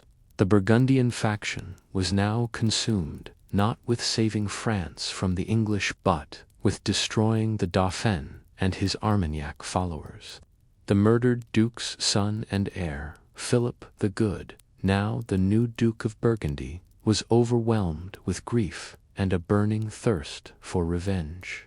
He made a decision that would have been unthinkable just weeks before. He would ally himself with the devil to destroy his French enemies. Philip the Good entered into formal negotiations with Henry V of England, with the most powerful duchy in France now offering him a full alliance. Henry V found himself in an unassailable position.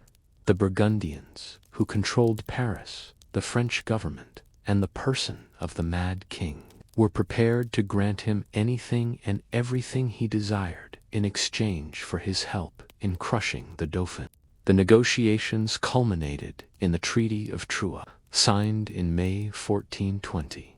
The terms were a complete and total victory for Henry V, beyond his most audacious dreams. By the treaty, Henry would marry Catherine of Valois, the daughter of King Charles VI. Upon the marriage, Henry would be declared the official heir to the French throne and would immediately become regent of France. The Dauphin Charles was officially disinherited, his claim to the throne nullified. The crowns of England and France would be united in a dual monarchy, to be ruled forever by Henry V and his descendants. On paper, the war was over. An English king was now the rightful ruler of France. In the wake of the Treaty of Troyes, Henry V made his triumphant entry into Paris, riding side by side with his new ally, Philip the Good of Burgundy, and the mentally vacant King Charles VI. He was welcomed not as a foreign conqueror, but as the legitimate regent and future king of France. His marriage to the French princess, Catherine of Valois, was a grand affair, a union designed to physically and symbolically merge the royal bloodlines of the two kingdoms. The great Lancastrian dream of a dual monarchy, a single, vast Anglo-French realm, appeared to be a stunning reality. Meanwhile, south of the Loire River, the disinherited Dauphin Charles refused to accept his fate.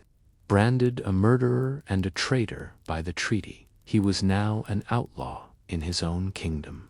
He established a rival court in the city of Bourges, gathering around him the remnants of the Armagnac faction and all those who refused to bow to an English king. His enemies mockingly called him the King of Bourges, the ruler of a rump state that represented the last flickering flame of French resistance. Henry V, now the effective ruler of northern France, set about his work with characteristic energy. He was not just a conqueror, but also a capable and just administrator. Alongside his Burgundian allies, he began the arduous task of consolidating his power, fighting to pacify the remaining pockets of Armagnac resistance. The war continued, but it was now a war of enforcement, a series of grinding sieges and campaigns to impose the reality of the Treaty of Troyes upon a still divided land. The future of this new dual monarchy seemed to be secured in December 1421, when Queen Catherine gave birth to a son in England. The infant, also named Henry, was now the undisputed heir to two great thrones. His existence embodied the union of the kingdoms. The blood of both the Plantagenets and the Valois flowed in his veins. The Lancastrian succession was clear, and the future of their Anglo-French empire seemed guaranteed. But fate, which had given Henry V so much, was about to deliver a sudden and devastating blow. In the summer of 1422, while on campaign laying siege to an Armagnac stronghold at Meaux, the king, the invincible warrior who had survived the mud of Agincourt and the chaos of battle, fell ill. He contracted dysentery, the same common, squalid camp disease that had ravaged his army after the siege of Harfleur.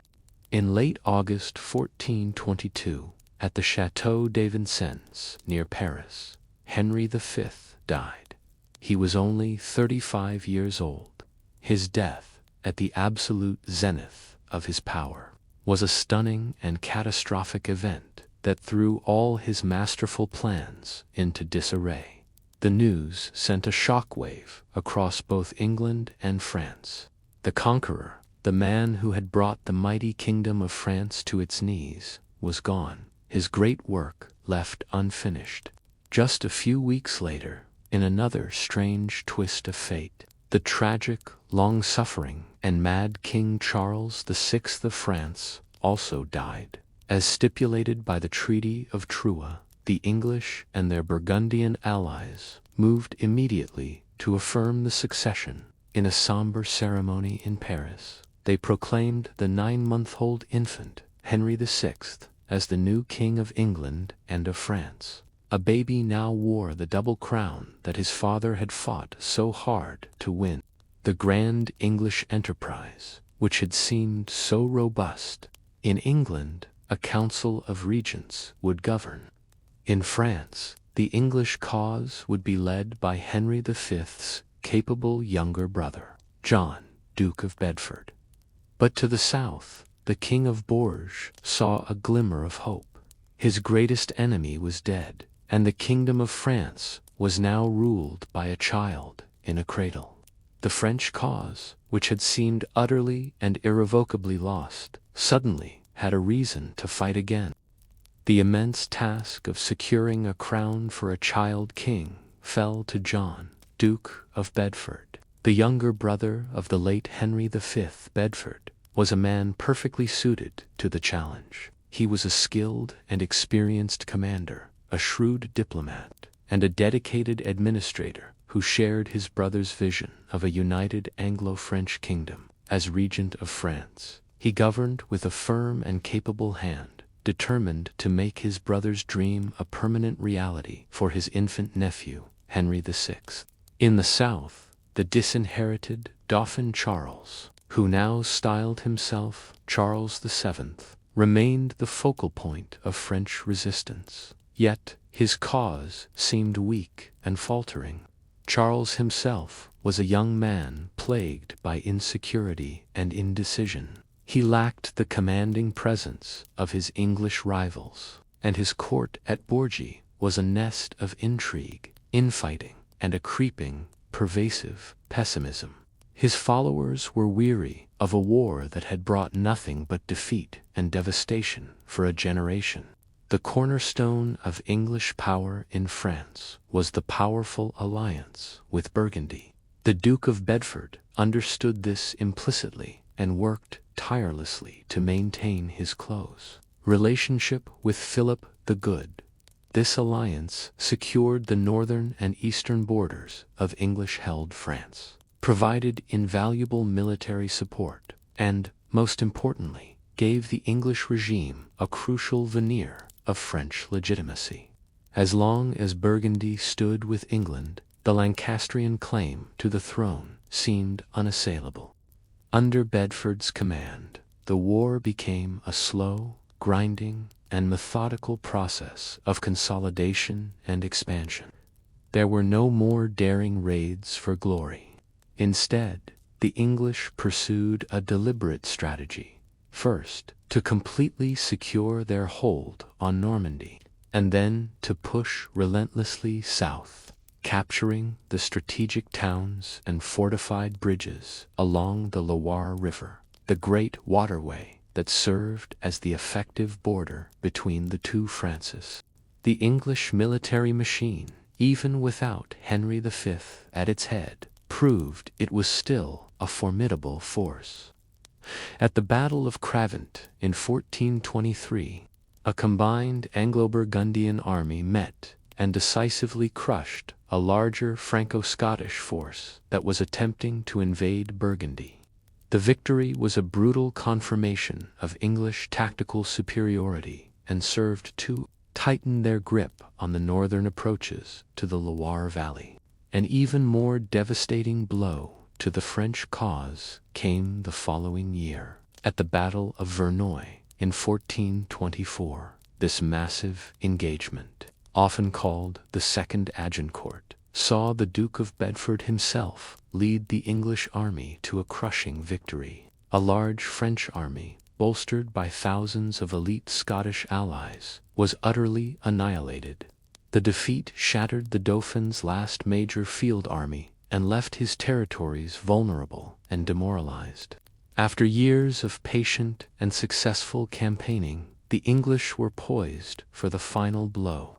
In the autumn of 1428, they laid siege to the great city of strategically was the key to the entire kingdom. It was the last major fortified city loyal to the Dauphin on the Loire River. If it fell, the English would have an open road into the heart of France, and the cause of Charles VII would likely collapse entirely. This was France's darkest hour. The English seemed invincible on the battlefield. Their regent was one of the most capable men of the age. Their armies were slowly strangling the life out of the last bastion of French resistance. At his court in Bourges, the Dauphin Charles was reportedly sunk in a deep depression, contemplating abdication and a final, humiliating exile. The long, tragic story of the war for the French crown seemed to be reaching its inevitable conclusion. In the winter of 1428, as the English siege lines tightened like a noose around the neck of the cause of the Valois dynasty seemed utterly lost, the kingdom of France was dying, not with a roar of defiance, but with a weary sigh of resignation. And then, from the deepest darkness, came a flicker of the most improbable light. The salvation of France would come not from a great duke or a seasoned general, but from the faith of a teenage peasant girl. In the small, obscure village of on the eastern fringes of the kingdom lived a young, illiterate girl named Jeanne d'Arc, or Joan of Arc. She was born into a simple farming family, her childhood spent herding her father's sheep and steeped in the deep, unquestioning piety of the medieval countryside. She was, by all accounts, an ordinary girl in an ordinary village, seemingly destined for a quiet, unremarkable life. But from the age of 13, Joan's life became anything but ordinary. She began to experience visions and hear voices which she identified as those of Saint Michael, the Archangel, Saint Catherine, and Saint Margaret. For Joan, these were not dreams or imaginings. They were vivid, divine encounters. The heavenly messengers, she claimed, had entrusted her with a sacred and monumental task, a mission directly from the King of Heaven. Her divine mission was breathtaking in its audacity. First, she was to travel to the besieged city of and lift the English siege. Second, she was to lead the Dauphin Charles through hundreds of miles of enemy-held territory to the sacred cathedral at Reims, the traditional site where French kings were crowned, so he could be properly anointed with holy oil. Finally, she was to drive the English out of France and restore the kingdom to its rightful king. It was a plan so fantastical it bordered on madness. In 1429, at the age of 17, driven by the urgency of her voices, Joan began her quest. She convinced a local captain, Robert de Baudricourt, to provide her with an escort for the perilous journey to the Dauphin's court at Chinon, cutting her hair short and dressing in men's clothes for protection. She rode for 11 days across the war-torn, Burgundian-controlled countryside, a lone girl on a divine errand. Her arrival at the court in Chinon is the stuff of legend. To test the strange peasant girl who claimed to be sent by God, the Dauphin Charles disguised himself, mingling with the crowd of courtiers. Yet Joan, who had never laid eyes on him, walked straight through the throng, unerringly identified him, and knelt at his feet. It is said she then revealed to him a secret of his soul, the nature of a private, desperate prayer he had made, convincing the deeply insecure and pious Dauphin that her claims might just be true. Still, Charles and his council proceeded with caution. Joan was sent to the city of Poitiers to be examined for weeks by a panel of high-ranking theologians. These learned men of the church questioned her relentlessly, seeking to determine if her visions were truly from God, or if she was a heretic, or worse, a witch in league with the devil. But her simple, honest, and unwavering faith impressed them. They could find no fault in her, concluding that in the kingdom's desperate hour she should not be dismissed. With his armies shattered and his cause on the brink of collapse, the Dauphin Charles had nothing left to lose. He decided to take the greatest gamble of his life. He equipped Joan with a suit of white armor, a banner painted with the images of Jesus and Mary, and gave her effective command of a relief army. The fate of France was now entrusted to an uneducated peasant girl from a remote village. Her destination, the besieged, despairing city of. In late April of 1429, a figure in white armor, riding a white horse and carrying a white banner, entered the besieged city of Joan of Arc had arrived. For the desperate citizens and the demoralized garrison, who had endured 7 grueling months of siege and were on the brink of surrender, her appearance was like a vision from heaven. Word of the peasant girl, sent by God to save France, spread like wildfire, breathing a new and powerful hope into the heart of the dying city. The change Joan brought to the French army was immediate and profound. It was not a change of tactics, but a transformation of the soul. She insisted that the rough, cynical soldiers of the garrison cease their swearing, dismiss their camp followers, and attend mass. She transformed a weary army of hired swords into a force that saw itself as fighting a holy war. This newfound religious fervor gave the French soldiers a sense of righteous purpose and a belief in their own invincibility that had been absent for decades. The English, though dismissive of the witch leading the French, were in a strong position. They had not built a wall around the entire city, but rather a series of formidable earthen and wooden forts, called bastilles, that controlled the key roads and, most importantly, the great bridge that spanned the Loire River. The linchpin of their entire siege was a powerful fortress called Les Tourelles, which sat at the southern end of this bridge, cutting off the city from the rest of France. The veteran French commanders urged caution, but Joan, impatient and driven by her divine voices, pushed for an immediate attack. She personally led the French soldiers, her banner a rallying point, in an assault on the English Bastille of Saint-Lop. To the astonishment of the old generals, the French fought with a ferocity they had not seen in years. They overwhelmed the English defenders and captured the fort. It was a small victory, but it was the first real success the French had known in a very long time, and it was a massive psychological blow to the English. Emboldened by this success, Joan pressed the advantage. The next target was another key English fort on the south bank, the Bastille of Les Augustins. Once again, Joan was at the forefront of the assault, urging the men on, seemingly fearless in the face of English arrows. Inspired by her presence, the French soldiers fought with a renewed and terrible courage, storming the earthworks and slaughtering the garrison. The main English fortress of Les Tourelles was now isolated. The climax of the siege came on May 7th, with a full-day assault on Les Tourelles itself. The fighting was intense and bloody.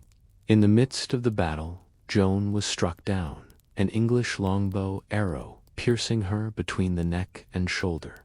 As she was carried from the field, the French attack faltered, their morale shattered at the sight of their divine messenger falling. But Joan, after a moment of prayer, pulled the arrow out with her own hands, had the wound quickly dressed, and returned to the battle.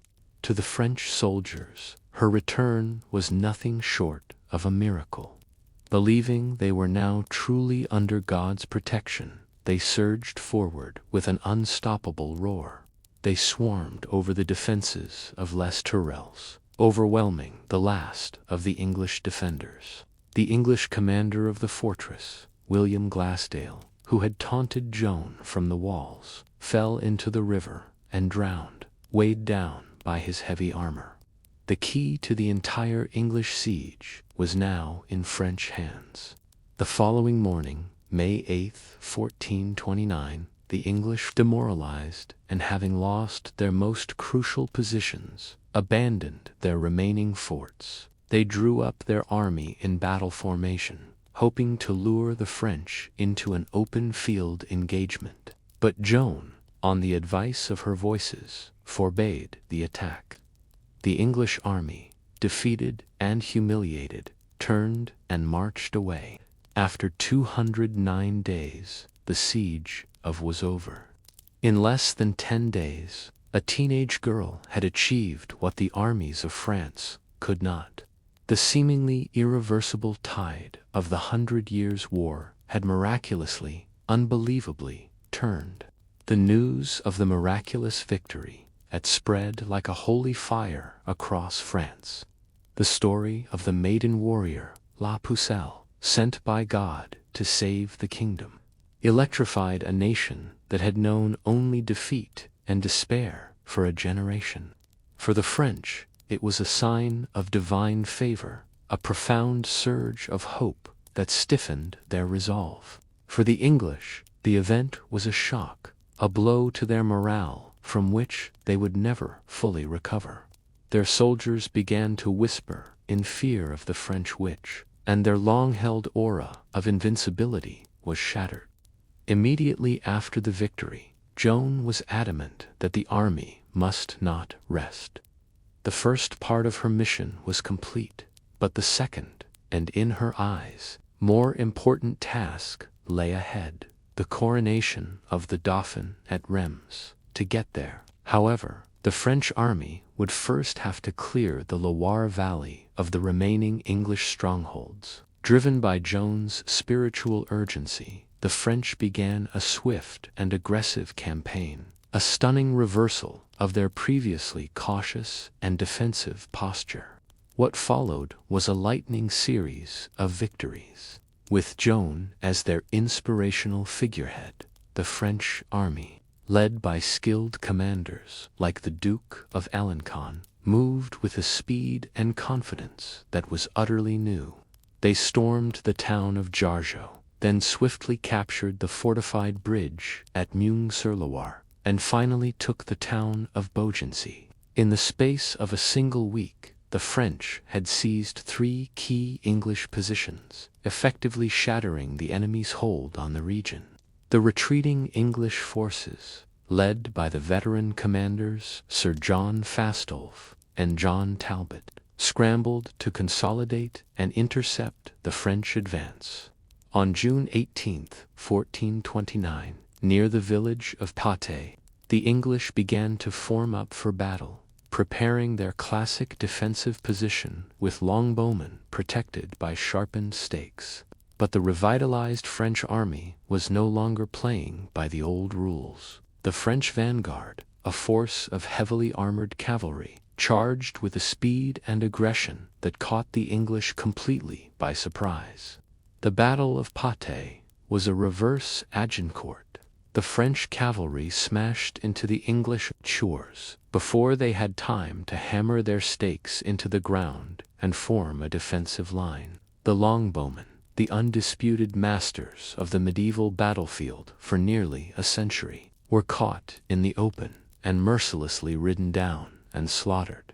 The English army collapsed into a rout. It was a catastrophic defeat, a stunning tactical victory for the French that destroyed the core of the main English field army. With the English army in the Loire Valley annihilated, the road to Reims lay open. Joan and the Dauphin now led their army on a remarkable and largely bloodless march deep into the heart of English-allied territory. What could have been a perilous journey became a triumphant procession. Town after town, including the major city of Troyes, where the infamous treaty had been signed, was so inspired by the news of Joan's victories that they opened their gates without a fight, renouncing their allegiance to the English and welcoming their true king. On July 17, 1429, the Dauphin's army entered the city of Reims, in the great cathedral, where French kings for centuries had been consecrated. Charles was anointed with holy oil and crowned King Charles VII of France. It was a solemn, sacred, and deeply resonant ceremony. At his side stood Joan of Arc, her white banner in hand, her divine promise now fulfilled. This was more than a political act. It was a spiritual and symbolic triumph that washed away the stain of the Treaty of Troyes and affirmed Charles as the one true God-anointed ruler of the kingdom. This was the absolute zenith of Joan of Arc's miraculous career. In just a few short months, the illiterate peasant girl from had achieved the impossible. She had broken the siege, destroyed the English army in the Loire, and led her king to his sacred coronation. The war had been utterly and irreversibly transformed. Militarily, the English were on the back foot, but more importantly, in the hearts and minds of the French people, the kingdom had finally been reborn. After the sacred coronation at Reims, a new and powerful momentum propelled the French cause. Joan of Arc, ever obedient to her voices, was adamant that they must not stop. She urged King Charles VII to march immediately on Paris, to seize the capital and expel the English from the heart of the kingdom. She understood that while Reims was a spiritual victory, Paris was the political and strategic center of France, and its recapture was essential.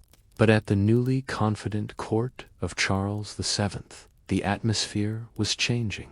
The king and his influential advisors, cautious men who had spent their lives navigating the treacherous currents of diplomacy and defeat, began to hesitate. They were more inclined to negotiate a truce with the Duke of Burgundy than to risk everything on an all-out assault on the heavily fortified capital. Joan's divine certainty, which had been a blessing in their darkest hour, was now beginning to seem like a politically inconvenient and reckless force. Eventually, Joan's relentless pressure prevailed, and in September 1429, the royal army advanced on Paris. The assault, however, was poorly planned and received only lukewarm support from the king's council. As Joan stood in the trenches, urging the soldiers forward to storm the city walls, she was wounded in the thigh by a crossbow bolt. The attack faltered, and despite her pleas to continue the fight, it was called off. The failure at Paris marked the first major check to Joan's seemingly miraculous career. It was the moment the politicians and pragmatists at court had been waiting for. King Charles VII, reasserting his royal authority, ordered the army to withdraw and disbanded it for the winter. Joan's divine mission was now subject to the delays and calculations of mortal men. She was honored by the king, her family granted noble status, but she was largely kept away from the front lines, her influence deliberately curtailed. Impulsive and frustrated by the court's inaction, Joan returned to the field of her own accord in the spring of 1430. With a small company of loyal soldiers, she rode to the aid of the city, of which was under siege by a powerful Burgundian army. On May 23, displaying her characteristic fearlessness, she led a small force in a sortie out of the city gates, launching a surprise attack on the Burgundian camp. The attack was initially successful, but the Burgundians quickly regrouped, their superior numbers forcing the French to retreat back towards the city's defenses. Joan directed the rearguard, ensuring as many of her men as possible could get back across the bridge to safety. But as she and her last few soldiers tried to cross, they found their path blocked. The city's drawbridge had been raised. Whether by panic, accident, or treachery, she was trapped outside. Surrounded by enemy soldiers, Joan was pulled from her horse by a Burgundian archer and taken prisoner. She was now the captive of the Duke of Burgundy's allies, who immediately recognized the immense value of their prize. The English, desperate to capture the symbol of French resurgence, entered into negotiations to purchase her. King Charles VII, for reasons that remain a subject of bitter historical debate, made no significant military or diplomatic effort to secure her release. After months of bargaining, Joan was sold to the English for the princely sum of 10,000 livres. They had no intention of treating her as a prisoner of war to be ransomed. Their goal was far more sinister. They needed to destroy not just the woman, but the very idea she represented. They handed her over to an ecclesiastical court composed of pro-English French clerics in the city of Rouen. The heart of English held Normandy. She was to be put on trial for heresy. Their aim was to prove that her visions were demonic, her victories were the work of witchcraft, and that the king she had crowned was, therefore, an illegitimate usurper who owed his throne to the devil. In the winter of 1431, in the English-held city of Rouen, the trial of Joan of Arc began. It was not a genuine search for theological truth, but a meticulously staged political show trial. The English regent, the Duke of Bedford, needed a guilty verdict to discredit King Charles VII. The court was presided over by Pierre Couchon, an ambitious French bishop and a staunch ally of the English, who assembled a panel of theologians and lawyers whose careers depended on delivering the outcome their English masters required. The accused was a 19-year-old girl, held not in a church prison as was proper, but in a secular military fortress, chained to her bed and guarded by English soldiers. She was illiterate, without legal counsel, and alone. Facing her was a phalanx of the most learned and politically cunning men in the kingdom, their sole purpose to twist her words, trap her in theological contradictions, and prove her a heretic. For months, Joan was subjected to grueling interrogations, both public and private. The judges laid intricate theological traps, hoping her lack of education would lead her into heresy. Yet, time and again, she answered with a disarming combination of simple, unwavering faith and shrewd, peasant common sense. Her direct and honest replies often left her learned accusers speechless, as she refused to be drawn into their legalistic webs, holding fast to the truth of her own experience. One famous exchange reveals the extraordinary nature of her spirit. She was asked the classic trick question, "Do you know if you are in God's grace?" A simple yes would be the sin of presumption, while a no would be a damning admission. Joan, the uneducated girl from, gave an answer of breathtaking theological perfection. "If I am not, may God put me there, and if I am, may God so keep me." Her response reportedly stunned the court into silence. Unable to break her on the substance of her faith, the court focused its case on two key points. Firstly, her insistence that she received commands directly from God, which they argued was a heretical challenge to the authority of the earthly church. Secondly, and more visibly, they condemned her persistent wearing of men's clothing, which they deemed an unnatural abomination. This charge of cross-dressing became the tangible, visible symbol of her supposed defiance to God and the Church. After months of this intense psychological pressure, exhausted and under the threat of torture, Joan's resolve finally faltered.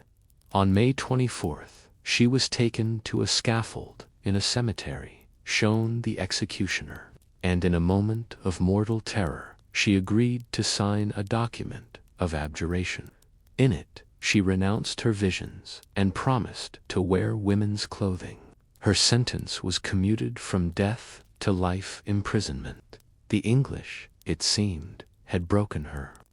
But a few days later, a Dominican friar, visiting her cell, found her once again in men's clothes.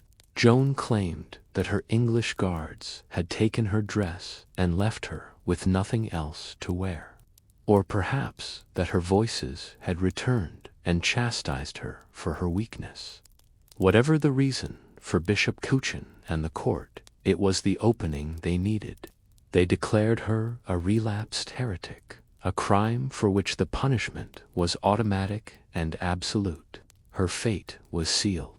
On the morning of May 30th, 1431, Joan of Arc was led into the old marketplace of Rouen. She was tied to a tall stake, high above the assembled crowd. A sympathetic friar held a crucifix before her eyes. As the flames were lit and began to rise, her final words were not of defiance or fear, but repeated cries of the name Jesus. The English had succeeded in killing the woman, but in doing so, they had unintentionally created a martyr. A legend tells that an English soldier, watching the terrible spectacle, cried out in horror, "God, forgive us, we have burned a saint." In the English-held city of Rouen, the smoke had barely cleared from the marketplace pyre. But the political machinations continued. The English believed that by executing Joan of Arc as a heretic, they had successfully undone her work, proving to the world that Charles VII owed his coronation to a witch. To cement their own legitimacy, they planned a grand ceremony to formally crown their own young king on French soil, an act they hoped would erase the memory of the sacred anointing at Reims.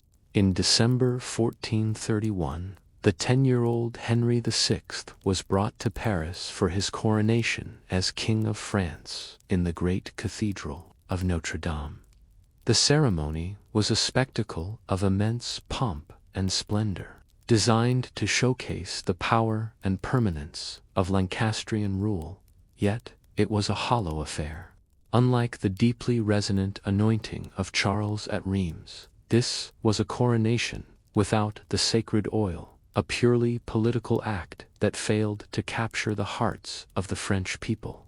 To many Parisians, it felt like the imposition of a foreign ruler, not the crowning of a rightful king.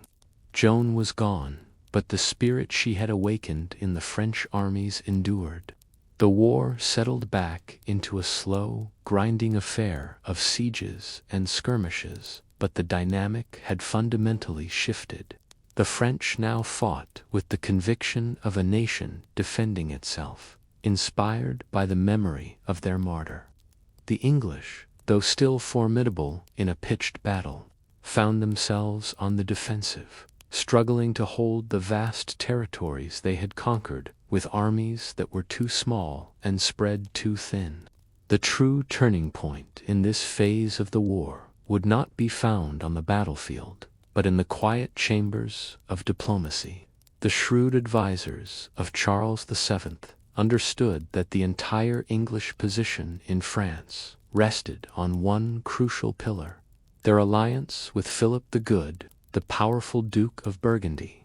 If that pillar could be broken, the entire English enterprise would collapse. Patiently and persistently, they began the work of wooing the Duke back into the French fold.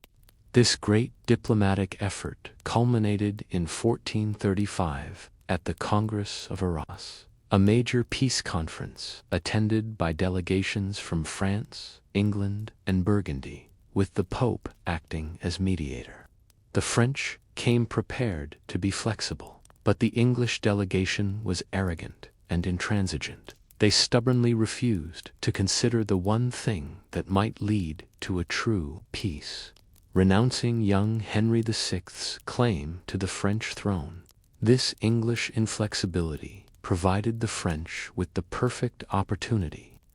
As the main conference stalled, French diplomats engaged in secret, intensive negotiations with Philip of Burgundy. They offered him everything he could possibly want: Charles VII would formally apologize and perform penance for the murder of Philip's father. The Duke would be granted full sovereignty over his lands and be exempt from paying homage to the French king for the rest of his life. It was an irresistible offer. Seeing that the English cause was stagnating and that Charles VII was clearly the future of the French monarchy, Philip the Good made his choice. He formally abandoned his English allies and signed the Treaty of Arras with Charles VII, officially ending the French Civil War. This was a diplomatic earthquake that shattered the very foundation of English rule in France. In a single stroke of a pen, the English had not only lost their most powerful ally, but that ally had now become their active enemy. The consequences were immediate and catastrophic for the English. The following year, 1436, with the help of Burgundian forces, the citizens of Paris rose up against their English garrison and opened the city gates to the army of Charles VII. The recapture of the capital was a monumental victory. In the same year, the brilliant English regent, the Duke of Bedford, died. With their greatest leader gone, their most vital ally turned against them, and their capital city lost. The English dream of a dual monarchy began its long, final, and irreversible decline. With the powerful Duke of Burgundy now at his side and the capital city of Paris restored to him, King Charles VII was finally the undisputed master of his kingdom. For the first time in decades, the French monarchy was in a position of overwhelming strength, with a secure political base, a healing economy, and a renewed sense of national purpose. Charles could at last turn the full might of his realm to the final methodical expulsion of the English. The king, who had learned the hard lessons of his youth, understood that victory required more than just spirit. It required a modern military machine. In a series of revolutionary reforms in the 1440s, he fundamentally remade the French army. The most significant of these was the creation of the Compagnies d'Ordnance in 1445. This was, in effect, the first professional standing army in Europe since the time of the Roman Empire. These were permanent, uniformed companies of soldiers, paid a regular wage directly by the crown, and loyal only to the king. The age of unreliable feudal levies and destructive mercenary bands was over. This new army was equipped with a weapon that would change the face of warfare, a powerful and mobile artillery train. Under the genius of two brothers, Jean and Gaspard Bureau, the French developed the most advanced and effective siege artillery in the world. They standardized cannon design, improved the quality of gunpowder, and organized their cannons into a mobile siege force that could be moved quickly from one target to the next. The thick stone walls of medieval castles, which could resist old-fashioned trebuchets for months, could now be battered into rubble in a matter of days. Weary from the long, grinding conflict, both sides agreed to a truce in 1444. As part of this truce of Tours, a marriage was arranged between the young King Henry VI of England and a strong-willed French noblewoman, Margaret of Anjou. But the marriage came at a steep political price for the English. In a secret clause, the English crown agreed to cede the territory of Maine back to France. When this clause became public, it caused a political firestorm in England, seen as a shameful act of appeasement that dishonored the memory of Henry V. While France was modernizing and growing stronger, England was decaying from within. Henry VI had grown into a gentle, pious, and disastrously weak-willed ruler. He suffered from periods of complete mental breakdown, mirroring the tragic illness of his French grandfather, Charles VI.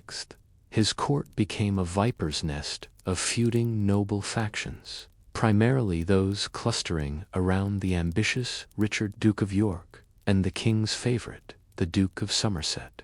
The humiliating losses in France became the central issue in this bitter and escalating power struggle.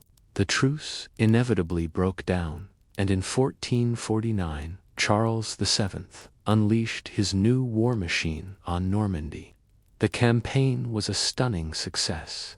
It was less an invasion and more a military procession. The French army, with the Bureau brothers' cannons at its head, moved with astonishing speed. The walls of English-held towns and castles crumbled under the relentless bombardment, and garrisons that had been instructed to hold out for months were forced to surrender in weeks or even days. The English scrambled to send a small relief army to try and stem the tide, but it was too little, too late. In 1450, at the Battle of Formigny, this English force made its stand. They deployed in their classic longbow formation, but the French had learned their lesson.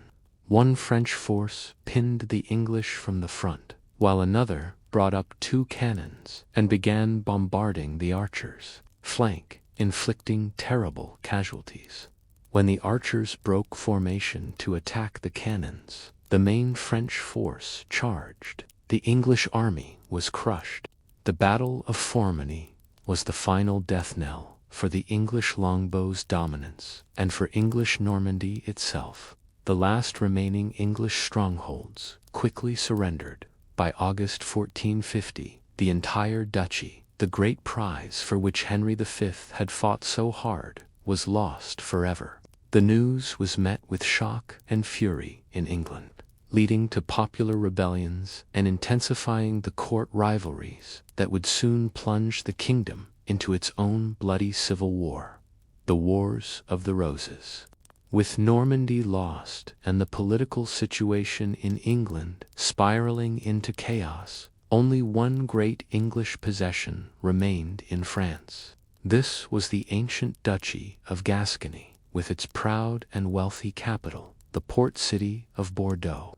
This was not a recent conquest like Normandy. Gascony had been inextricably linked to the English crown for 300 years, ever since Eleanor of Aquitaine married Henry II in the 12th century. The relationship between England and Gascony was unique. The Gascon people, fiercely independent, had long preferred the rule of a distant English king who largely left them to their own devices, to the encroaching power of a centralizing French monarchy in Paris. Their entire economy was built upon the thriving wine trade with England, which brought them immense prosperity. For generations, their loyalty to the English crown was not a matter of conquest, but of custom, culture, and mutual benefit.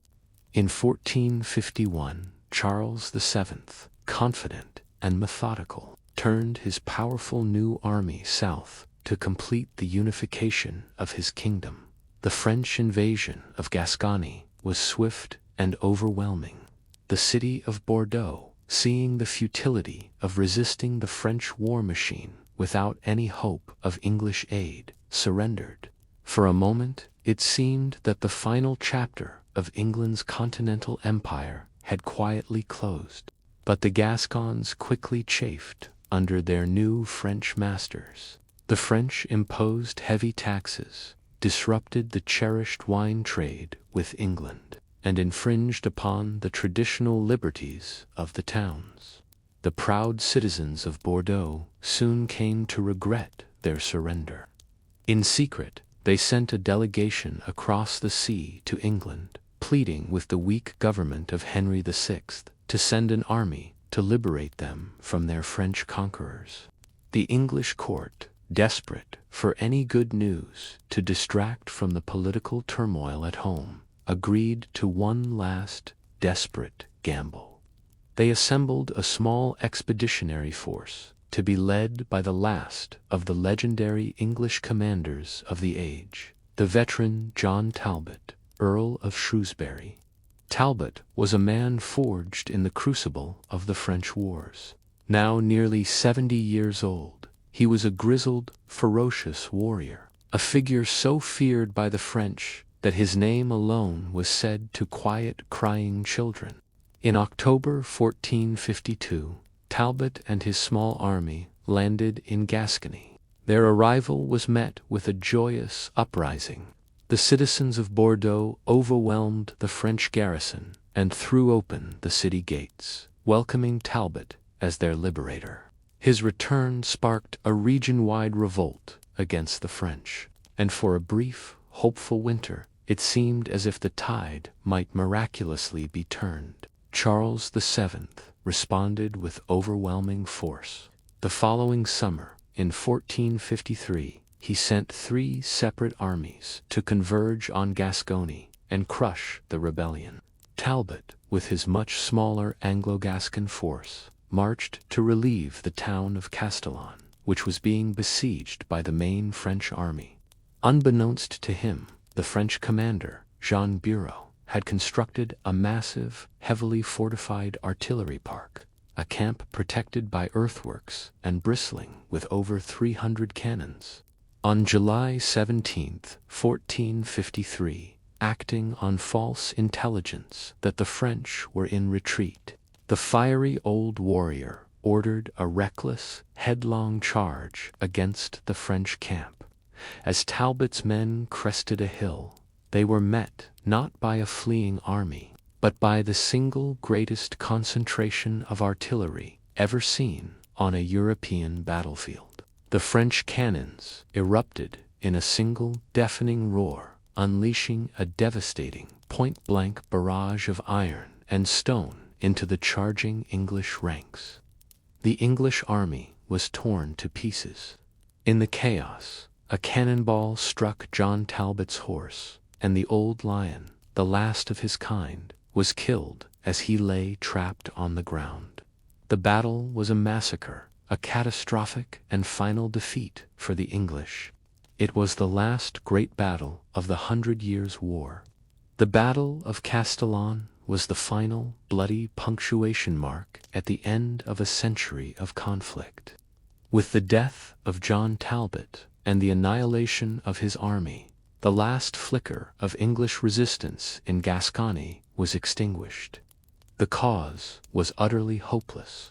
The great French armies, unopposed, closed a ring of steel and cannon around the proud city of Bordeaux. Deprived of its English protectors, and with no hope of relief, the city's resistance was brief.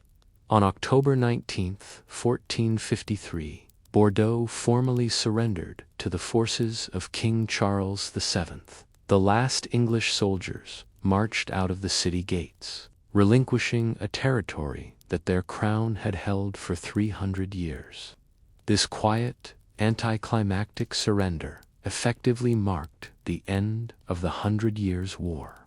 There was no grand peace conference, no treaty signed on parchment to formally conclude the hostilities. The war did not end, it simply withered away. England, defeated and humiliated, had no strength left to fight. The kingdom was now descending into the vicious dynastic struggle of the Wars of the Roses, and its king, Henry VI, had succumbed to a complete mental breakdown. The English were too consumed by their own internal chaos to even contemplate another French expedition.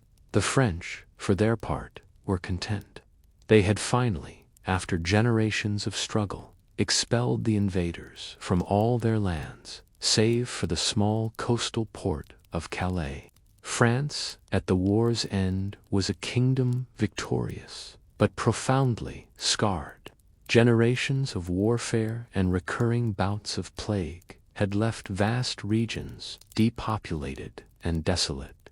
Yet, out of this crucible of suffering, a new France had been forged. The shared struggle against a common enemy had created a powerful sense of national identity that transcended old feudal loyalties. The monarchy emerged from the crisis stronger and more centralized than ever before, commanding a professional standing army and a permanent system of royal taxation that would become the envy of Europe.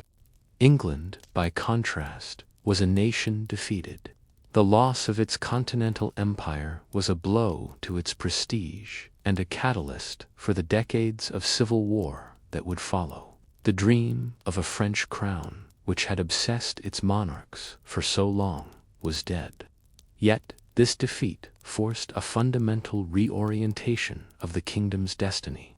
No longer a continental power, England began to turn its focus outward to the sea. The resources once poured into French garrisons would eventually be channeled into the ships and naval expertise that would lay the foundation for a global maritime empire. The war had also utterly transformed the nature of warfare itself. The chivalric ideal of the mounted knight as the arbiter of battle had been shattered in the mud of Agincourt and finally rendered obsolete by the cannons at Castellon. The future of war belonged to disciplined infantry, professional soldiers, and most offal to gunpowder artillery. The feudal levy was replaced by the expensive state-funded standing army, a tool that would allow the rise of the great absolute monarchies of the early modern age. It is impossible to calculate the true human cost of these 116 years of conflict. Hundreds of thousands of soldiers perished in battle, but their number is dwarfed by the countless civilians who died from the famines, the diseases, and the sheer brutal destruction wrought by the marauding armies and their war left deep scars upon the landscape and the collective memory of the peoples of both England and France, a legacy of shared trauma and enduring rivalry. As this long and turbulent chapter of history draws to a close, we can see the dawn of a new era. The medieval world, with its intricate web of feudal obligations, has been swept away. As we prepare to reflect on the enduring legacy of this century of conflict, if you have found this journey a peaceful companion in the quiet hours, please consider subscribing to Medieval Nocturnes. Your support is deeply appreciated. Now, let us settle into the final thoughts on a war that did not just end an age, but created one. The quiet that settled over the fields of France in 1453 was more than just the absence of battle. It was the silence of a dying world. The 100 Years' War did not just end a conflict. It ended the intricate and personal political system that had defined the Middle Ages.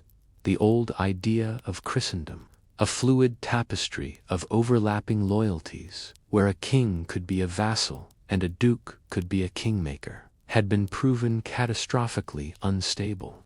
In its place, something new, more solid, and more recognizably modern, began to form: the nation-state. Perhaps the most profound legacy of the war was the forging of national identities. Before the conflict, a peasant in Normandy and a winemaker in Gascony would have seen themselves as Norman and Gascon first, their loyalty directed to their local duke. But generations of struggle against a common English enemy helped to burn away these regional distinctions, creating a new, powerful consciousness of being simply French. Joan of Arc, with her passionate appeals to the Kingdom of France, was not just a military leader. She was the ultimate symbol of this emerging national spirit. In France, the long ordeal of the war led to the creation of a powerful and centralized monarchy. To survive, the Valois kings were forced to bypass the old, unreliable feudal system and create new instruments of power loyal only to the crown. The constant need to fund the war gave rise to a permanent national tax, the taille, which gave the king financial independence from his nobles for the first time. He no longer had to beg his vassals for support. He could command it. This financial power was paired with a new military structure. The creation of the Compagnies d'Ordnance gave the French king a professional standing army, paid by and loyal only to him. This, combined with a growing bureaucracy of royal administrators and lawyers who governed the realm, meant that the power of the great feudal dukes was steadily eroded.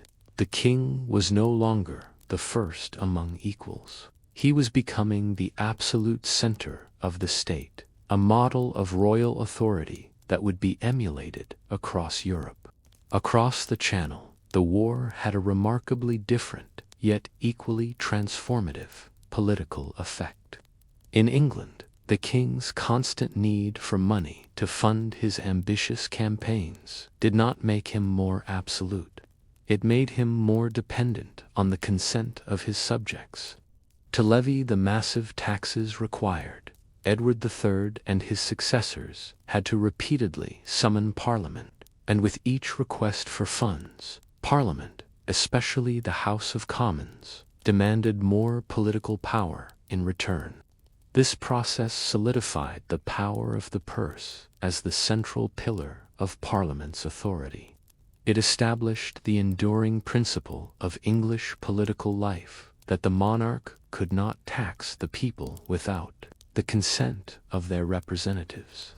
While the war forged an absolute monarchy in France, it laid the foundations for a constitutional monarchy in England, where the power of the king would be forever balanced by the power of the law and the will of Parliament.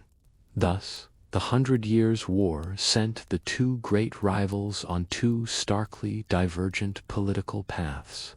France emerged as the model of centralized absolutism, a kingdom where the will of the king was law. England emerged with a strengthened system of representative government that would, centuries later, evolve into modern democracy. Both kingdoms were forced to modernize their states to survive the long conflict, but the results were profoundly different. The conflict that began as a feudal squabble over inheritance had, in the end, destroyed the very political world that created it. The old bonds of personal fealty to a local lord were replaced by a new sense of loyalty to a nation and its king. Power, once measured in land and oaths, was now measured in cash, cannons, and bureaucratic efficiency. The 100 Years' War was the long, violent, and painful funeral of the feudal age and the birth of the political landscape of modern Europe. The 100 Years' War was fought almost exclusively on the soil of France, and by its end, the kingdom was a land deeply scarred. Generations of conflict had turned once prosperous countrysides into desolate wastelands. Villages lay in ruins, fields were overgrown from neglect, and the blackened shells of castles stood as silent monuments to the endless cycle of siege and destruction. This physical devastation was mirrored by a profound upheaval in the very structure of society itself. For the old feudal nobility, particularly in France, the war was a catastrophe. Their ranks were decimated by the great slaughters at Poitiers and Agincourt. Entire noble lines were extinguished, not just in the heat of battle, but in the bankrupting struggle to pay the enormous ransoms demanded for their captured kinsmen. Their fundamental reason for being, to serve as the military protectors of the realm, had been proven a catastrophic failure, and their authority was steadily replaced by that of the king's professional soldiers and bureaucrats. In the place of the old hereditary aristocracy, a new nobility began to rise. This was a nobility of service, composed of men who had earned their status not through their bloodline, but through their competence and loyalty to the crown. Cunning commanders of common birth, like Bertrand du Guesclin, brilliant administrators, and skilled artillerymen like the Bureau brothers. These were the new men of power. The war demonstrated that merit, skill, and loyalty to the state were becoming more valuable than an ancient family name. The greatest burden of suffering, however, fell upon the peasantry, the common people who worked the land. It was their crops that were burned during the their homes that were looted by roving mercenaries, their daughters and sons who were victims of the endemic violence, and their labor that was taxed into poverty to pay for it all. The desperate, violent uprising of the Jacquerie was a raw expression of the immense and unrelenting misery inflicted upon the rural poor. Yet, paradoxically, the immense death toll from both the war and the Black Death created a grim opportunity for the survivors. With the population of Europe so drastically reduced, labor became a scarce and valuable commodity. For the first time, peasants were in a position to demand higher wages, better conditions, and greater freedoms from their lords. This dynamic accelerated the slow collapse of serfdom and the manorial system, empowering the common laborer in a way that would have been unthinkable before the war began. The war also had a complex impact on the towns and the rising merchant class. While cities often suffered terribly during sieges, the conflict also created vast opportunities for profit. An entire war economy emerged. Bankers like the Medici grew powerful by lending vast sums to kings to fund their campaigns. Merchants made fortunes supplying armies with weapons, food, and clothing. The immense logistical needs of the new professional armies created a new class of wealthy urban contractors and administrators who would become a powerful political force in their own right. On a grand scale, the war forced a fundamental reorientation of the economies of both kingdoms. In England, the eventual loss of Gascony and its lucrative wine trade, combined with the constant disruption to the wool trade with Flanders, pushed English merchants to seek new markets and new sea routes. This was a crucial catalyst in England's pivot from a continental power to a maritime one, looking west to the Atlantic rather than south across the Channel. The rigid, three-tiered social order of the medieval world, those who pray, those who fight, and those who work, was shattered by the long war. The conflict acted as a brutal and chaotic accelerator of social change, creating new paths to wealth and influence while undermining the traditional sources of power. It helped to dissolve the bonds of serfdom and empowered a new urban middle class. The world that emerged from the ashes of the 100 Years' War was not only politically different, but socially and economically transformed. Beyond the grand shifts in politics, society, and the nature of warfare itself, the 100 Years' War left a legacy that was perhaps even more enduring. It was a legacy etched not onto maps, but into the minds and souls of the people. The war was a great and terrible crucible that forged the national myths, the foundational stories that England and France would tell themselves about themselves for centuries to come. For England, the war created the powerful and resonant myth of the valiant underdog. The great victories at, and most famously, at Agincourt, became defining moments of the national character. The story was one of pragmatic, disciplined, and quietly heroic Englishmen, led by a righteous king, defeating a vastly larger, arrogant, and decadent French nobility. The central hero of this myth was not the knight, but the common yeoman archer, whose skill and steadfastness could humble the greatest lords of Christendom. This narrative was cemented in the English consciousness centuries later by the genius of William Shakespeare. His history plays, especially Henry V, transformed the brutal realities of medieval warfare into a powerful drama of national destiny. The St. Crispin's Day speech, with its talk of a band of brothers, became an immortal anthem of English patriotism, ensuring that Agincourt would be remembered not just as a historical battle, but as a timeless symbol of courage against impossible odds. The French myth, born from the war, was profoundly different. It was not a story of underdog victory, but one of suffering, betrayal, martyrdom, and ultimately a sacred national resurrection. At the heart of this story stood not a king or a great general, but a young peasant girl. Joan of Arc became the ultimate embodiment of France itself, the land, the people, and the faith, rising up in a pure and holy fury to expel the foreign invader and restore the rightful king. Joan's legacy evolved over the centuries, growing ever more powerful. Though executed as a heretic, she was officially exonerated by the Church in a new trial. Just 2 decades after her death, she was transformed from a controversial and divisive figure into the Sacred Heart of French patriotism. This long process culminated in 1920 when she was formally canonized as Saint Joan of Arc. She became more than a historical figure. She became the spiritual mother of the French nation. The long conflict also had a profound impact on the development of the English language.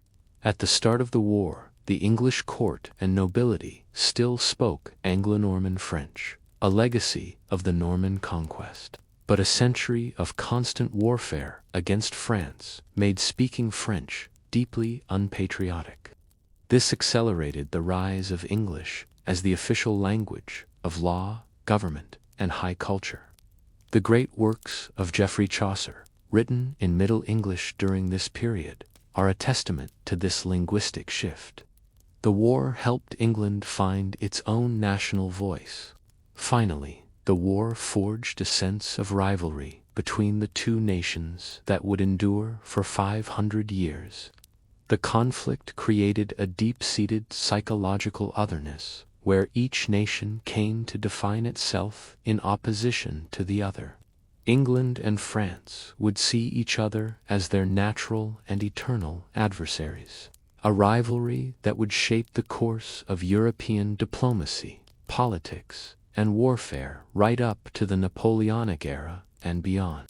Thus, the 100 Years' War was more than just a struggle over territory and crowns. It was a powerful cultural force. It provided England with its heroes of defiance, and France with its saint of resistance. It shaped their languages and cemented a rivalry that would define their relationship for half a millennium. The echoes of Agincourt and the spirit of became woven into the very fabric of their identities, a permanent legacy of a conflict that shaped not just nations, but national souls. As we draw the threads of this long and complex story together, the sheer scale of the 100 Years' War comes into focus. What began as a dynastic quarrel between two ambitious cousins over their feudal rights spiraled into a conflict that spanned 5 generations of kings and 116 years of history. It was a war of unforeseen consequences, a testament to how the ambitions of a few can shape the destiny of millions, leaving a shadow that stretches across the centuries. The war can be seen as 4 distinct acts in a grand, tragic play. The first was an age of stunning English triumph. It was the era of Edward III and his brilliant son, the Black Prince. Their revolutionary tactical system, built upon the deadly supremacy of the yeoman longbowmen, delivered shocking victories at Poitiers, culminating in the capture of a French king and the humiliating treaty of which brought England to the zenith of its power. The second act was a testament to French resilience. From the ashes of defeat rose the shrewd, scholarly King Charles V and his brutish but brilliant commander, Bertrand du Guesclin. They refused to give the English the pitched battles they craved, instead waging a slow, patient war of attrition and harassment. Piece by piece, they undid the English gains, demonstrating that wars are won not just by courage, but by cunning, strategy, and patience. The third act saw the pendulum swing back with brutal force. France, crippled by the madness of its king, plunged into a vicious civil war between the Armagnacs and Burgundians. Into this chaos stepped a new English king, the formidable Henry V. His legendary victory at Agincourt, followed by the methodical and ruthless conquest of Normandy, led to the Treaty of Troyes, a diplomatic triumph that nearly succeeded in uniting the crowns of England and France forever. The final act was one of miracle and modernization. When all seemed lost, the arrival of Joan of Arc had provided a spiritual catalyst that reawakened the French will to resist. Her miraculous victories and the sacred coronation of Charles VII at Reims shattered the English aura of invincibility. This resurgence was then completed by the creation of France's new professional army, equipped with a powerful artillery train that rendered the old English tactics obsolete, culminating in the final decisive victory at Castellon. This long, century-spanning narrative is ultimately a story of transformation. It transformed the soldier from a chivalric mounted knight into a paid, professional fighting man. It transformed the state from a loose patchwork of personal feudal loyalties into a centralized, bureaucratic nation. And it transformed the people from subjects of a local duke or count into citizens of a kingdom, bound together by a shared language and a common identity forged in conflict. In the final verdict of history, a great paradox emerges. England, the victor of almost every major battle, ultimately lost the war. France, a kingdom that was repeatedly defeated, humiliated, invaded, and nearly erased from existence, ultimately won.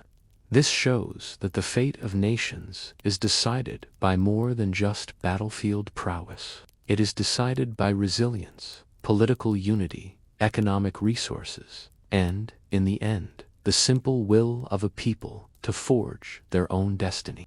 The 100 Years' War stands as the long, violent, and bloody closing chapter of the medieval age. The core tenets of that world, the ideals of chivalry, the bonds of feudalism, the military dominance of the landed aristocracy, were all casualties of this protracted conflict. The war that began in a world of knights and castles ended in a world of professional armies and cannons. It did not just redraw the map of Europe, it irrevocably changed how Europeans understood power, loyalty, and what it meant to be a nation. And so, our long journey through a century of strife comes to its end. We have walked with kings and peasants, with knights and archers, from the halls of Westminster to the fields of Agincourt, from the besieged walls to the quiet banks of the Loire. The great and terrible story of the 100 Years' War, a conflict that defined an age, is now told. We have witnessed the ambition of Edward III, who claimed a crown and unleashed a storm. We have felt the courage of the Black Prince at Poitiers and the quiet resolve of Henry V on St. Crispin's Day. We have seen the divine faith of a young peasant girl and the patient genius of a wise king in Paris. We have heard the hiss of 1,000,000 English arrows and the thunder of the French cannons that finally silenced them.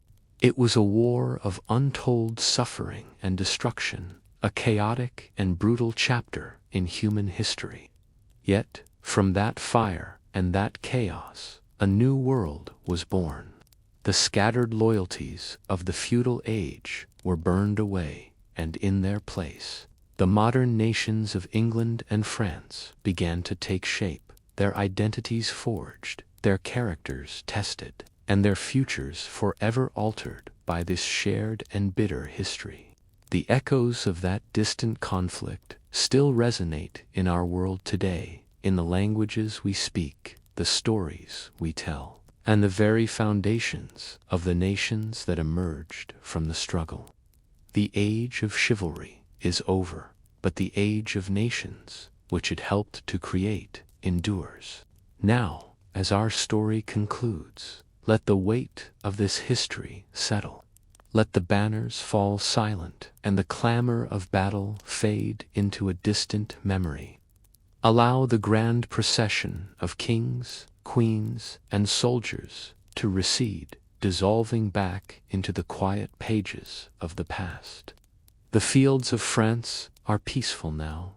The great castles stand as silent witnesses, and the long war is finally over.